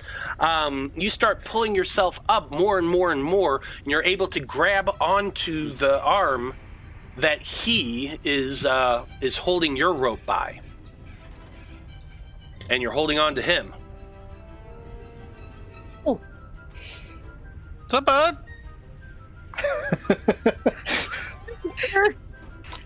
You can't breathe underwater. Yeah, Thought no I'd shit. mention that. Well, next round, both of you look down, and whatever it is coming up to the surface is still flying towards you. It's not quite reached the surface yet, but it's coming up higher and higher. It's like that scene in Jaws where you can see the shark just barely under the water, and it's just coming farther and farther towards you with each and every second. Zolos, what are you doing? Well, I mean, he can't. I guess he's got my arm now. Mm-hmm. He's holding on your arm. You're just hanging on. I mean, I guess he would just kind of like, if he's holding on, he just kind of like pull the arm up and almost just like maybe if he can, let him grab on and like piggyback ride Zolos. Because I mean, it's a lot better than him. He can actually hold on to something more than just his wrist or his arm. Yeah. Just try and like lift him up so he can like grab onto his body. Yeah, this is going to be another athletics check, but it's not nearly as hard as hauling yourself up. So let's say you're aiming for a 6 here. That's me rolling? No, that's him. No, it's me. Or Zolos? Okay. Yeah, Zolos is rolling to pull his arm up, the one that you're holding on to, and deposit you on his back. And it's 2. Heck yeah. Your muscles bulge and strain as you're lifting up the goblin. It's not that he's heavy, it's that you're just kind of worn out from all this exertion. It's a dumbbell, Carol. I mean, he's pulling him up. He's just, Yeah, it is. So and he just brings him up and he just kind of like, almost just like lets him just grip on to something more solid. Mm-hmm. Yep, and you're able to do that. So now Boomy is holding on to your back, kind of like Yoda on Skywalker. You're still dangling by one arm, the wrist, by the rope that Skarn is holding up, but you're in a bit of a better position. Dr. Bloom... Need a backpack while you climb. Dr. Bloom... Green. Yeah, it's green. Dr. Bloom... Bertarelli and Lou Jeem have managed to get up on deck. They're rushing over, yelling, "What happened? What happened? What do you need us to do?" Zolos and Boomy are overboard. We have to pull them up. And I just run towards the rope and gesture, "Please help us pull them over." Yeah, the three of them come up, running up behind Skarn, who's still holding the magic in place. They grab onto the rope over the railing. Bertarelli first. Lou Jeem, the halfling, grabs onto their belt and starts pulling backwards. You come running up next to Bertarelli and grab the rope as well. So the three of you are going to be hauling and heaving to pull them up onto the deck. You're going to be rolling this roll with an advantage, and since you have so much help, your DC is a little bit lower. So you're aiming for a 6 here.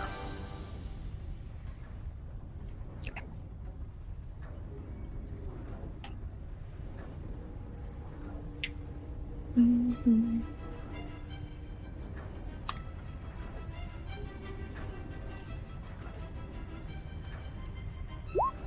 Three. Nice. So 3. Oh, yeah. Working together, finally, all of you are able to heave Zolos and Dreezy up over the railing and onto the deck. About the same time, that critter hits out of the water and just goes swimming upward. Like, have you ever seen a whale crest over the water and kind of do that big jump and then land? That's kind of what happens, but this thing is 3 times the size of a whale. Its shoulder kind of hits the side of the boat as the water is pushing upward. The boat kind of tilts to one side and starts veering off. You hear Lark from the captain's cabin screaming as she's spinning the wheel, trying to compensate, as you just see a massive creature. This is like a megalodon on steroids, but it has eyes like a spider and large needle-like teeth that are thin like a whale's is, but sharp and pointed. And you see this large tongue on the inside of the mouth as it kind of goes downward again. That's also just covered in razor-sharp barbs. That thing looks vicious, and it easily could take a bite out of the ship. But as it hits the water, and with that splash, your boat is rocked further back away from the thing, as Lark is trying to keep the ship right. And you see the creature, whatever the hell it is, going back down underneath the surface. You all hold your breath and watch, worried that it's about to turn around. But fortunately, it seems like what drew it to you was dangling bait over the ship, and it's not really interested in pursuing the ship itself. So you lucked out there. And I think that's an excellent place to pause and go on break. So I have a feeling a lot of people need to go right about now after all that. That was wild. So we will be back in about 10 minutes, folks. And when we return, we're going to find out what our heroes get up to in the port town. I'm afraid. I am afraid. Be back in a little bit.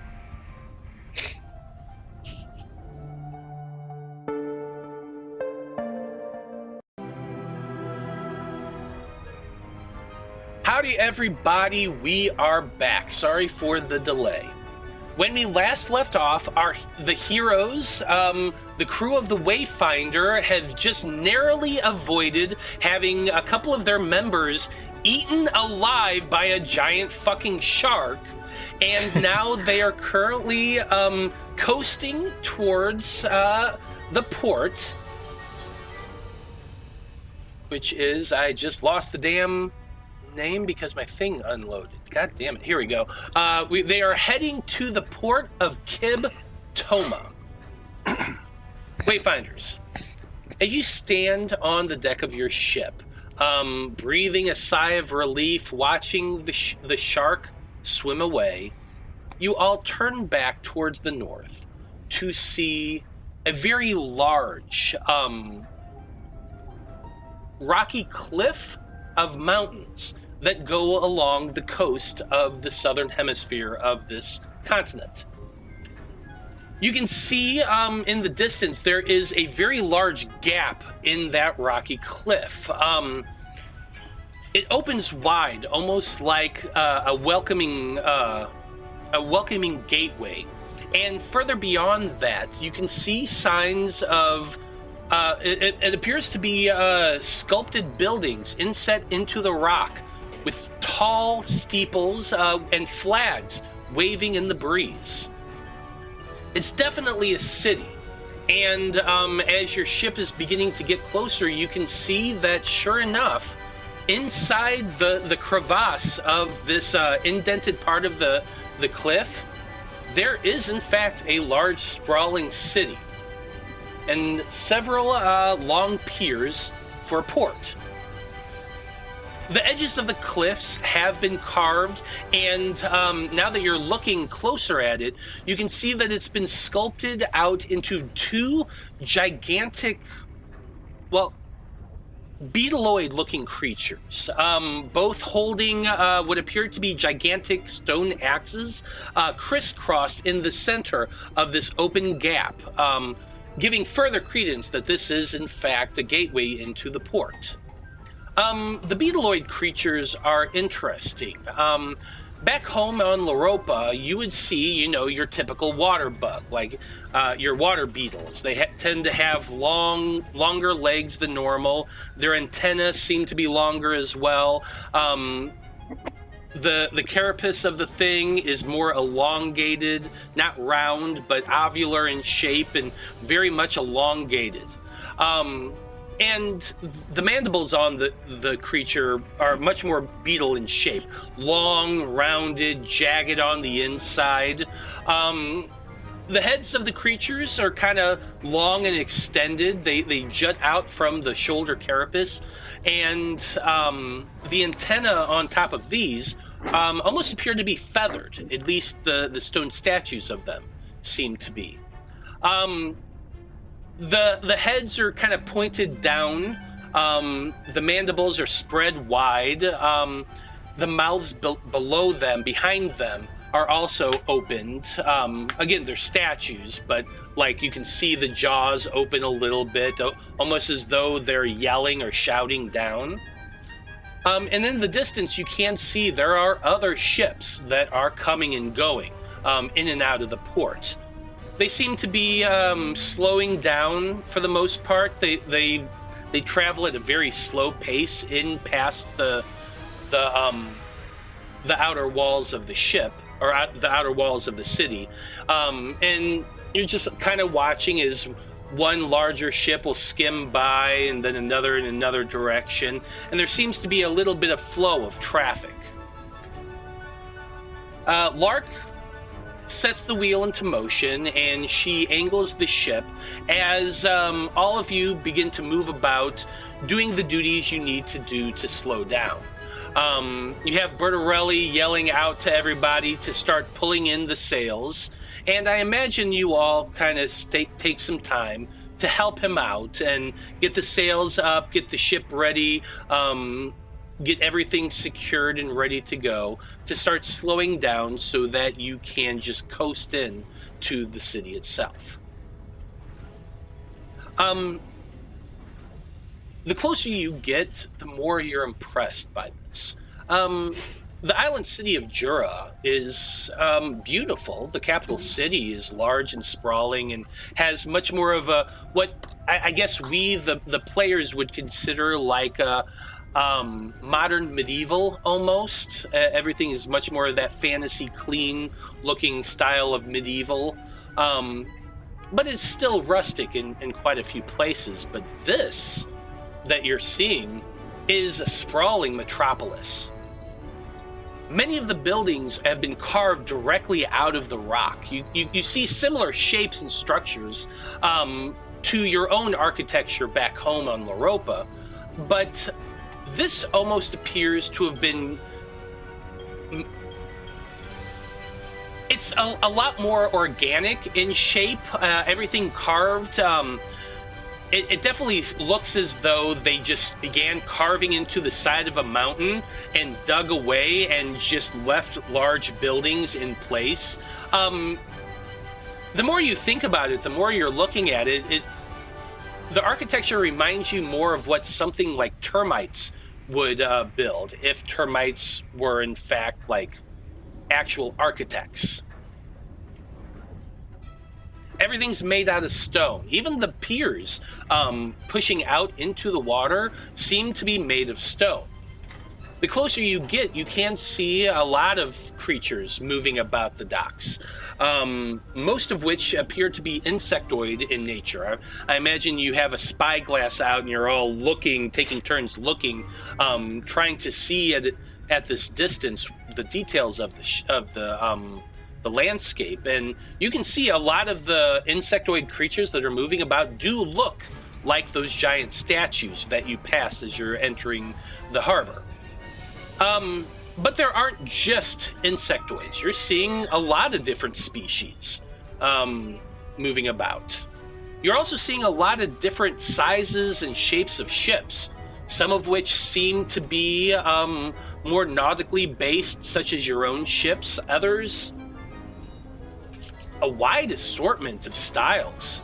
Some look alive, others look like they're carved out of rock, and yet somehow still floating. Some of them look more alien in nature, just odd shapes and angles that kind of contradict what you would all know as far as a ship should be designed. It seems as though this port is home to many outworlders, not just yourselves. Are there many flying creatures? Make for me a perception check. You're aiming for a 7. This isn't hard.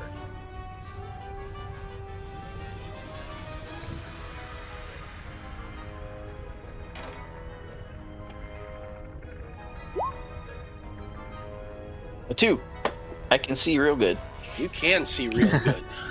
You grab up the spyglass and you begin looking around, and yeah, there are a lot of different types of winged creatures. They definitely seem to be more insectoid in nature, like some of the things that are flying around the city, to your eye, almost looks like a grasshopper, but in constant perpetual motion. But then they land on the top of a building, and for a moment, you almost get this nostalgic vision of pigeons in the capital city. Like, they're odd, but they kind of mimic the same mannerisms. They land there, their heads kind of bobbing as they move about. They have those awkward-looking spindly legs.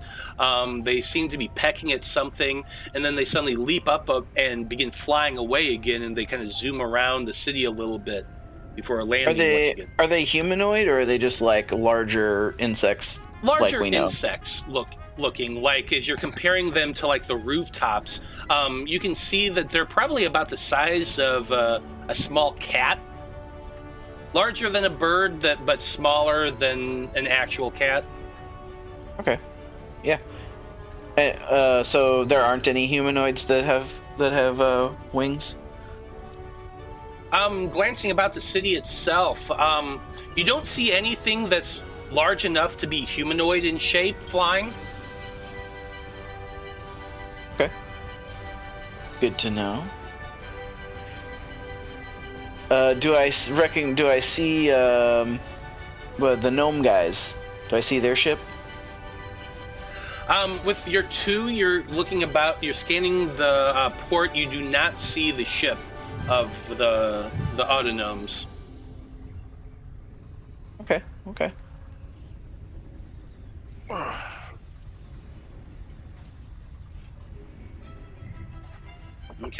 Anybody have any other questions before you all make your way into the port itself? This isn't the home world of the bugs that I bought the blue apples off of, is it? Like, are they here? Let's see. The one that you bought from. It's been a while. I'm trying to remember. I what creature don't he was. remember exactly what he was. He was an It was insectoid. Yeah. Yeah. Let's go ahead and make a remembering. That was stupid. A remembrance check. Just a test of your memory to see whether or not you can remember whether or not these are the same creatures. Ugh. What am I rolling for here? I think you're gonna roll for an even 5. It's 3. Thinking back on it, yeah, you're pretty sure that this is the same species. All right. Doesn't really help too much, but it's kind of interesting to just, because that was only like a few days ago, technically, in game time, right? It was 2 weeks ago. Has it been 2 weeks? Yeah, it was 2 weeks to get there. Would that apple still be good? I suppose it would. You know what? Well, I want to get more of that fruit, because it was terrible, but I don't know. We'll figure it out. Okay. We'll do something with it. I'll make it work. Don't worry. Can't wait to see that. Anybody got anything else they want to accomplish before you make your way into the port? Checking everyone. Stuffing them. Throwing health potions down everyone's gullets. So I remember this time. Oh, yeah. Who's injured right now? I mean, me mostly, but... Zolos? Yeah, he's 2 of 4. I'm at full health. Surprisingly, the dumbest shit anyone in this group does is definitely Zolos, and he never really gets hurt. So he's 2 of 4, so he's at half health. So he's got. Let me see on my own little list. If I have it listed, I know in the group list I've got everything done. He'd drink at least 1. Yeah, I still have that bluish apple, like fruit, in my little inventory. Yeah, he'd drink at least 1 to get up to 3. Okay. Just making sure everyone is in as good of a shape as possible. Try to keep better track of it. I drink 1 just to make sure my idiotic brain with its hollow bones. Just gotta be careful. You have bones in your brain? No, that's definitely not the dog. That's a Nico word mix-up issue, not a. Just in the future, don't think about it and just jump. Just jump. If you go limp and ragdoll that shit, That's what happens in an accident. You tense up. That's where the injuries come from. Yeah, and Zolos is that kind of guy. Sounds about right. Before I forget, Doctor, you wouldn't mind still having my device, would you? Oh, of course. Here, just all you. I'm sorry, I didn't know what else to do with it besides get back on top of the get on deck. You figured it out.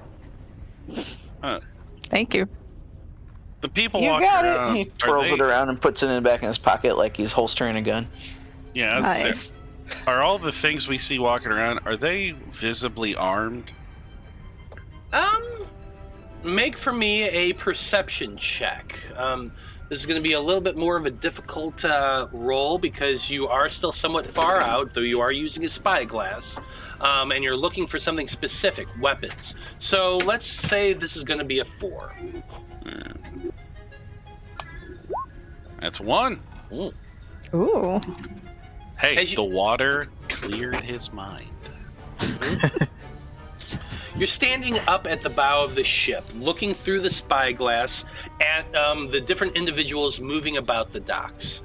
I'm going to say that 1 in every 3 are armed.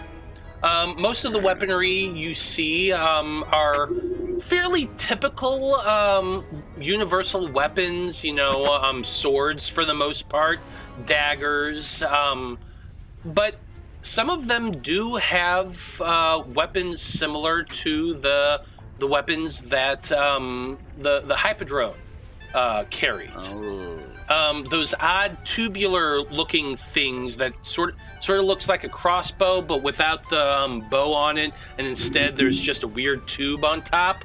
Some of them have something like that across their back.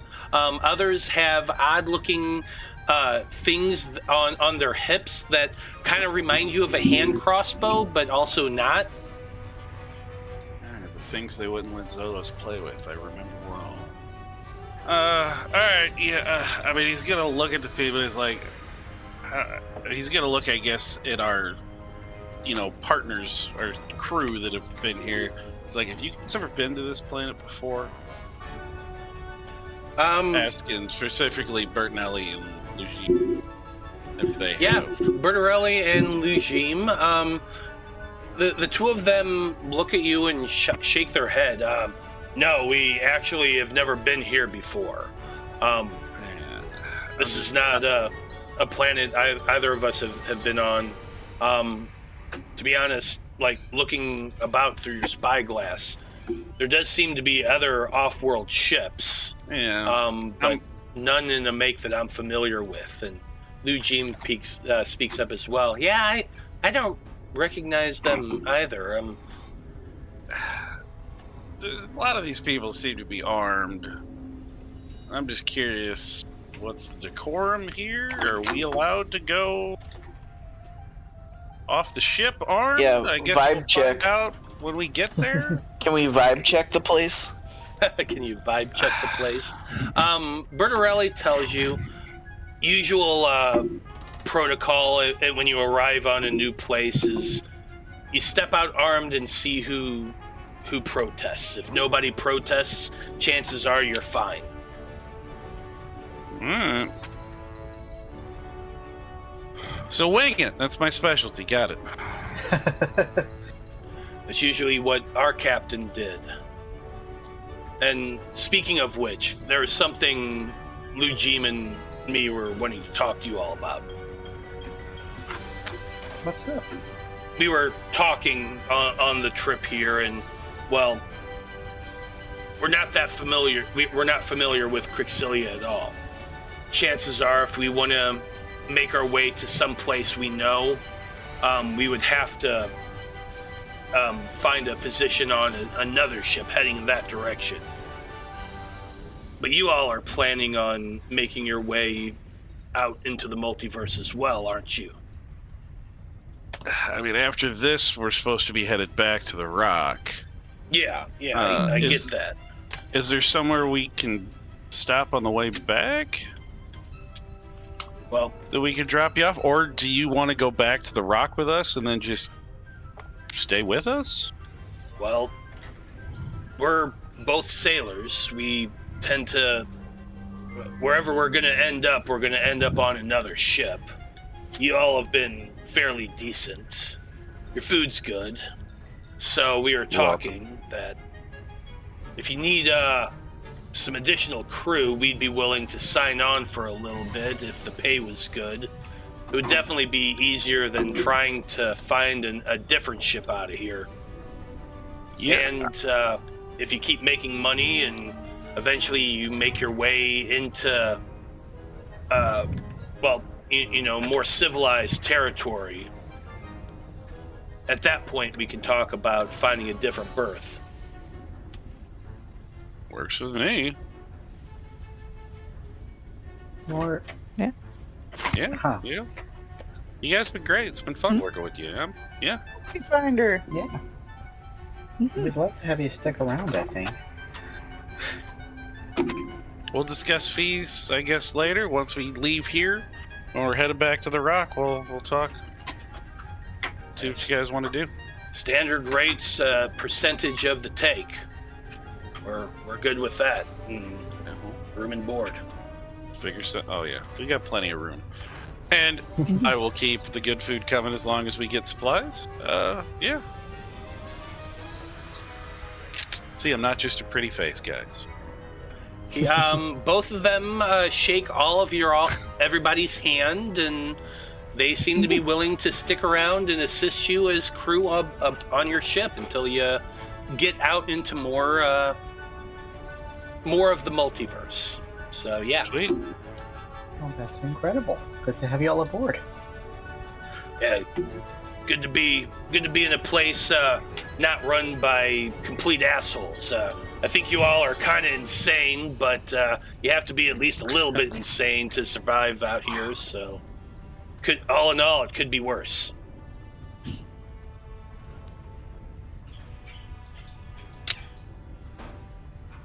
Yeah, I can't argue with that after what just happened.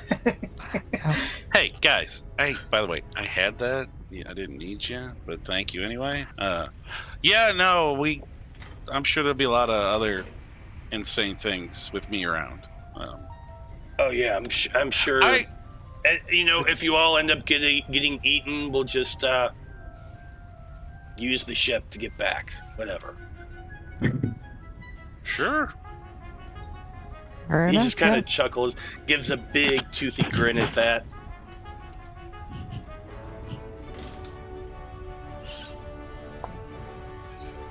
Hell yeah. After a few minutes, you do manage to make your way into the port. You can see people kind of waving flags and directing ships into different directions. Fortunately, Bertarelli and Lou Jeem are experienced sailors, and even though it's a planet they've never been to, nautical terms tend to be nautical terms, no matter where you're going. So with some quick deciphering, they're able to tell Lark which way to go, where to park, for want of a better term. You throw down your mooring ropes, you get yourself tied to the side of the dock, and with very little effort, you find yourselves positioned at one of the docks here in Kibtoma. You put down the gangplank and you all consider your next step. You're kind of in the middle of the city itself, at least as from the dock standpoint. You've been positioned directly in the center of the outer edge of the dock. The city is large. I mean, it is large. But you do have a little bit of directions. At least you know that you're looking for someplace specific. As you're all preparing to disembark after you've, gotten the boat moored and set up and everything, you are approached by Aravast. Aravast says to your group, "Now, nobody bothered to check in with me, but I actually have been to Krixillia before. I assumed he was on deck. Shut up, nerd. Oh, well, I mean, if you don't want my help, I'll go back to translating. That's totally fine, too. But I was going to offer my services as a translator since I've been to this place before. But if you'd like me to just return to my work, I will do so. Oh, come on with it, C-3PO. God damn it, Coins. I just Fluent in 6 billion forms of communication. Yeah, we'd love to have your help. Thank you. We need the help. Are you sure your small friend seems to have forgotten my name? I know it's Airvast. Right. No, that'd be great. Thank you for the help. Thanks, honestly, yeah. Very well, then I will attend. As you're getting ready to leave, you are also approached by Hish, the tiefling you had met on the Rock of Ral. She informs you that she's planning on disembarking the ship as well, and she's going to attempt to seek out an embassy from her planet. Her people have made contact with Krixillia before, so she's hopeful she can find her own passage home from here. But she does thank you all for your assistance and gives Skarn a small smile and a pat on his arm. As she's telling you all that she's planning on leaving.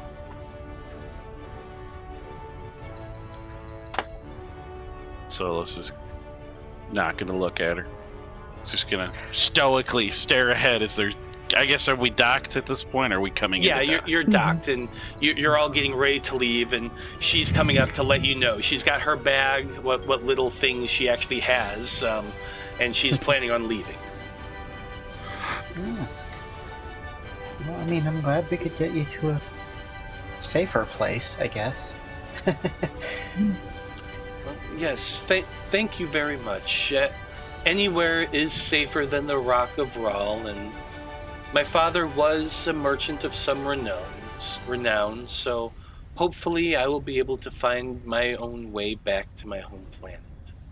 But I wanted to thank you all again for your assistance and everything you've done to rescue me and to get me this far. Thank you so very much.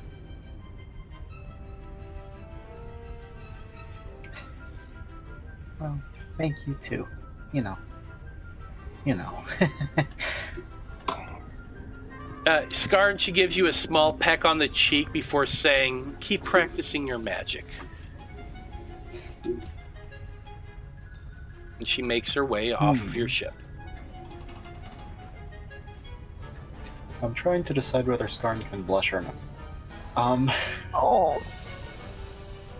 Interesting. No. Dang, Rockman, you bet you hit that. It's like... But you do have those golden... Yeah, you do That's got true. golden Skarn does have blood. gold blood. So yeah, I think its face just sort of starts to turn yellowy. Just turns a little bit yellow. Yellow. Jaundice? Golden. There's just a soft, warm glow coming from Skarn's face. Checks out.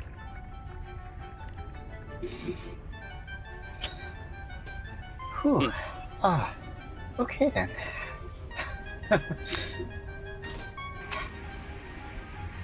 A single tear on Zolos' cheek. He turns away.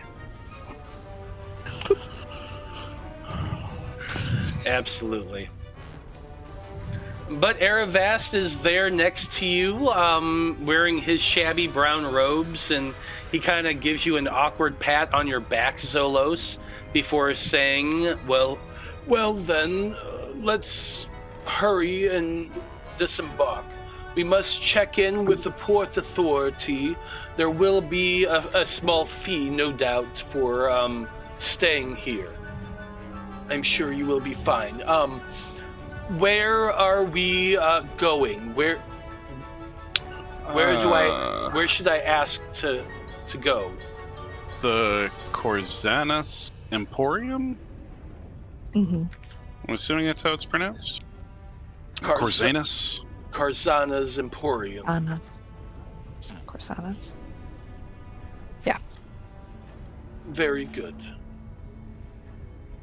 Aravas doesn't necessarily lead the party, but he walks alongside you all as you disembark from the ship. Bertarelli and Lujim are going to stay on board the ship to guard it and make sure nobody trespasses while you're gone. And the 5 of you make your way down the ship and onto the dock. It doesn't take long before an official-looking beetleoid comes scurrying up towards you. They walk on 4 legs, and they have another pair that's kind of jointed above at the shoulders, and he's holding what appears to be a clipboard on top of a small writing desk that he's just holding in 2 hands. On the other 4, he kind of walks, and as he approaches you all, he stops and says, well, I guess the best way to describe it is, you know when you take like a shovel and scrape it against a piece of wood and you hear that creak, creak, creak, creak sound? That's kind of the sound the creatures make as they're speaking. What surprises you all is that Aravast, who appears to be, for the most part, humanoid, definitely human-looking, opens his mouth and starts making a very similar-sounding, croaking, creaky sound from the back of his throat. It's almost like he's trying to gargle water, but without any water in his mouth. It's just this weird kind of guttural sound. But him and the beetleoid kind of go back and forth for a moment, and basically after a moment, Aravas turns to you and says, they're asking for 50 gold pieces per day to hold your spot here at the dock.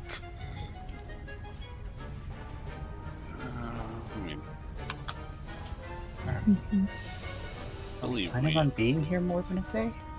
Well, we'll at least do for the day. Yeah, we've got 344 left on our little group inventories. Yeah. Well, hand it over. Okay. You pay for the day.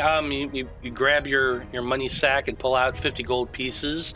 The beetleoid takes them and sits them on his little writing desk and has an actual scale that he pulls out. He actually uses 2 of his middle legs to support this writing desk, and then uses his forearms to bring out a scale which he weighs the gold, putting little pieces of metal on the other side to weigh them out. He takes this, adjusts this for a moment, hands you 1 gold piece back. Oh. And kind of chirps, and Aravasta informs you that the gold you're carrying is a little heavier than their currency, so you have a small discount back. All right. Great. Oh, very handy. Prof, can you ask this gentle beetle how long are the days on this planet? How many hours? Aravast nods and makes that weird sound, and the sound comes back, and he tells you that the average day here is 30 hours. Sweet. 30 hours.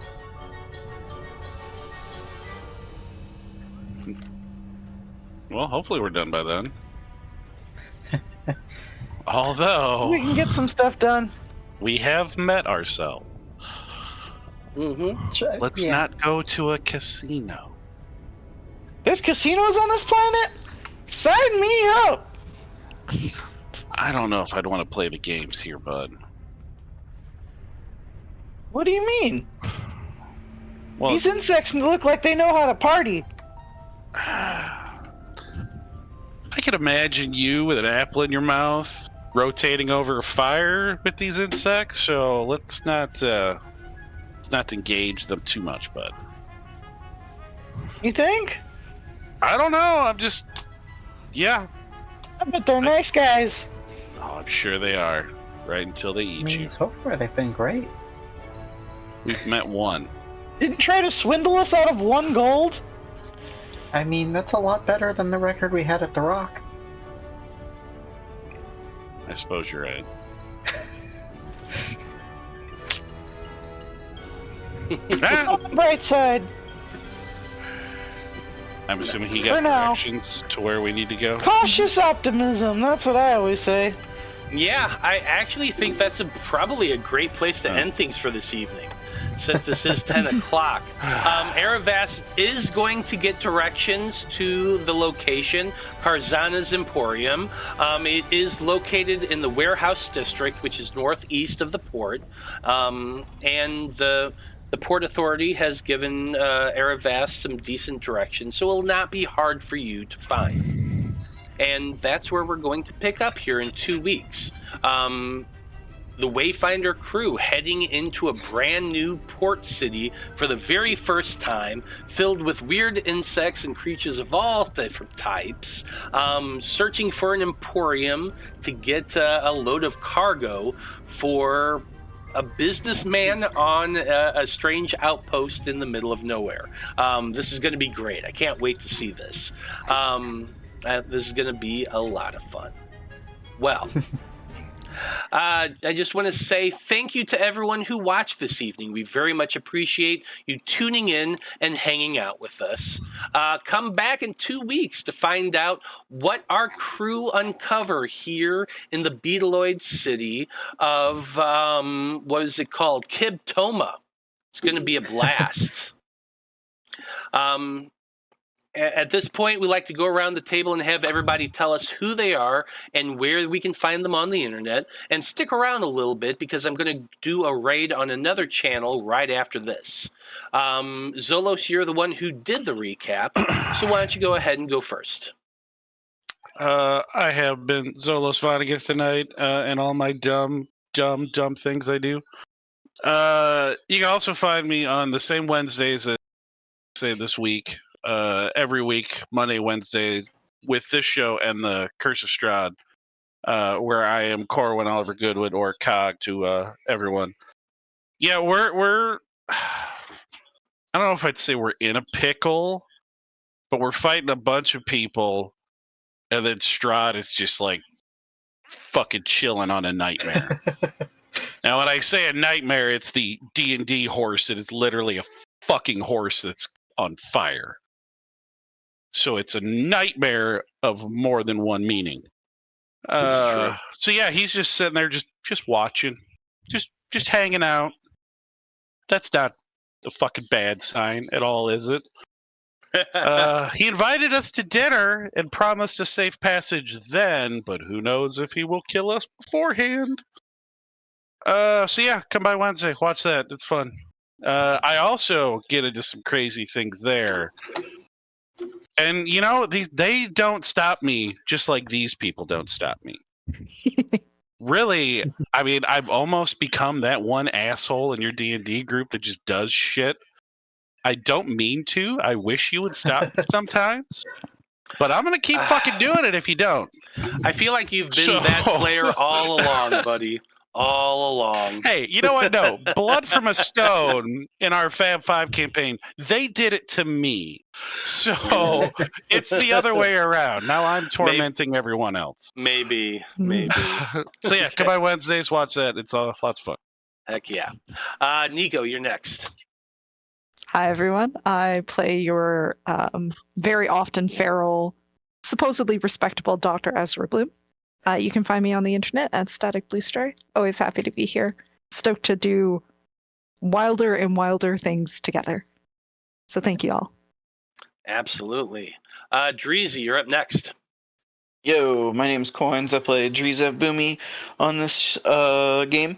And if you want to find me on the internet, Discord, Twitter, Blue Sky, whatever, it's all at Devil Fetish. and I will be DMing holiday one shot for the channel coming up in the next month or two. Yep. Here, so look out for that too. It's gonna be fun and spooky. Hell yeah. I want to be a chaos gremlin with that too. God damn it! Skarn, for you're it. up next. Hey, I'm Nobody. You can find me on the internet at Nobody Adams. That's Adams with 2 Ds like the family. I do a ton of stuff, so I don't talk about everything I do every week. But this week, I'd actually like to talk about something that isn't mine. So some folks may know, but I am a trans person who lives in Texas. It's not great right now. I'm planning on sticking around and fighting it out, but a lot of folks aren't. So I'd like to recommend helping out at transrescue.org. They provide consultations and resources for folks who are trying to, escape more, let's say, hostile environments. And they could really use the help they can get right now. That is an excellent cause. Definitely go check that out. Well, I am Matthew R. Dawson, your friendly neighborhood host and game master here on the Random Rhapsody Network. You can always find me right here every Monday and Wednesday running crazy games for crazy people. We have a lot of fun doing it. It's always wild and a blast, and I never know what to expect. Other than that, you can find me on the tweets, the Instas, and in literally every other social media as @ScruffyWanderer. And I'm just always going to say that no matter what, this is always going to be a safe space for queer, trans, and literally everybody else under the sun, unless you're a conservative douchebag, at which point I'm going to mock you ridiculously. So go fuck yourself. Other than that, come hang out with us and have a blast, please. Let's take care of each other out there. And so, on behalf of everyone here in the Wayfinder crew and everyone with Random Rhapsody, I just want to say thank you, folks. It's been a delight. So long. Good luck. And until next time, may the winds of Aether ever fill your sails. And good night.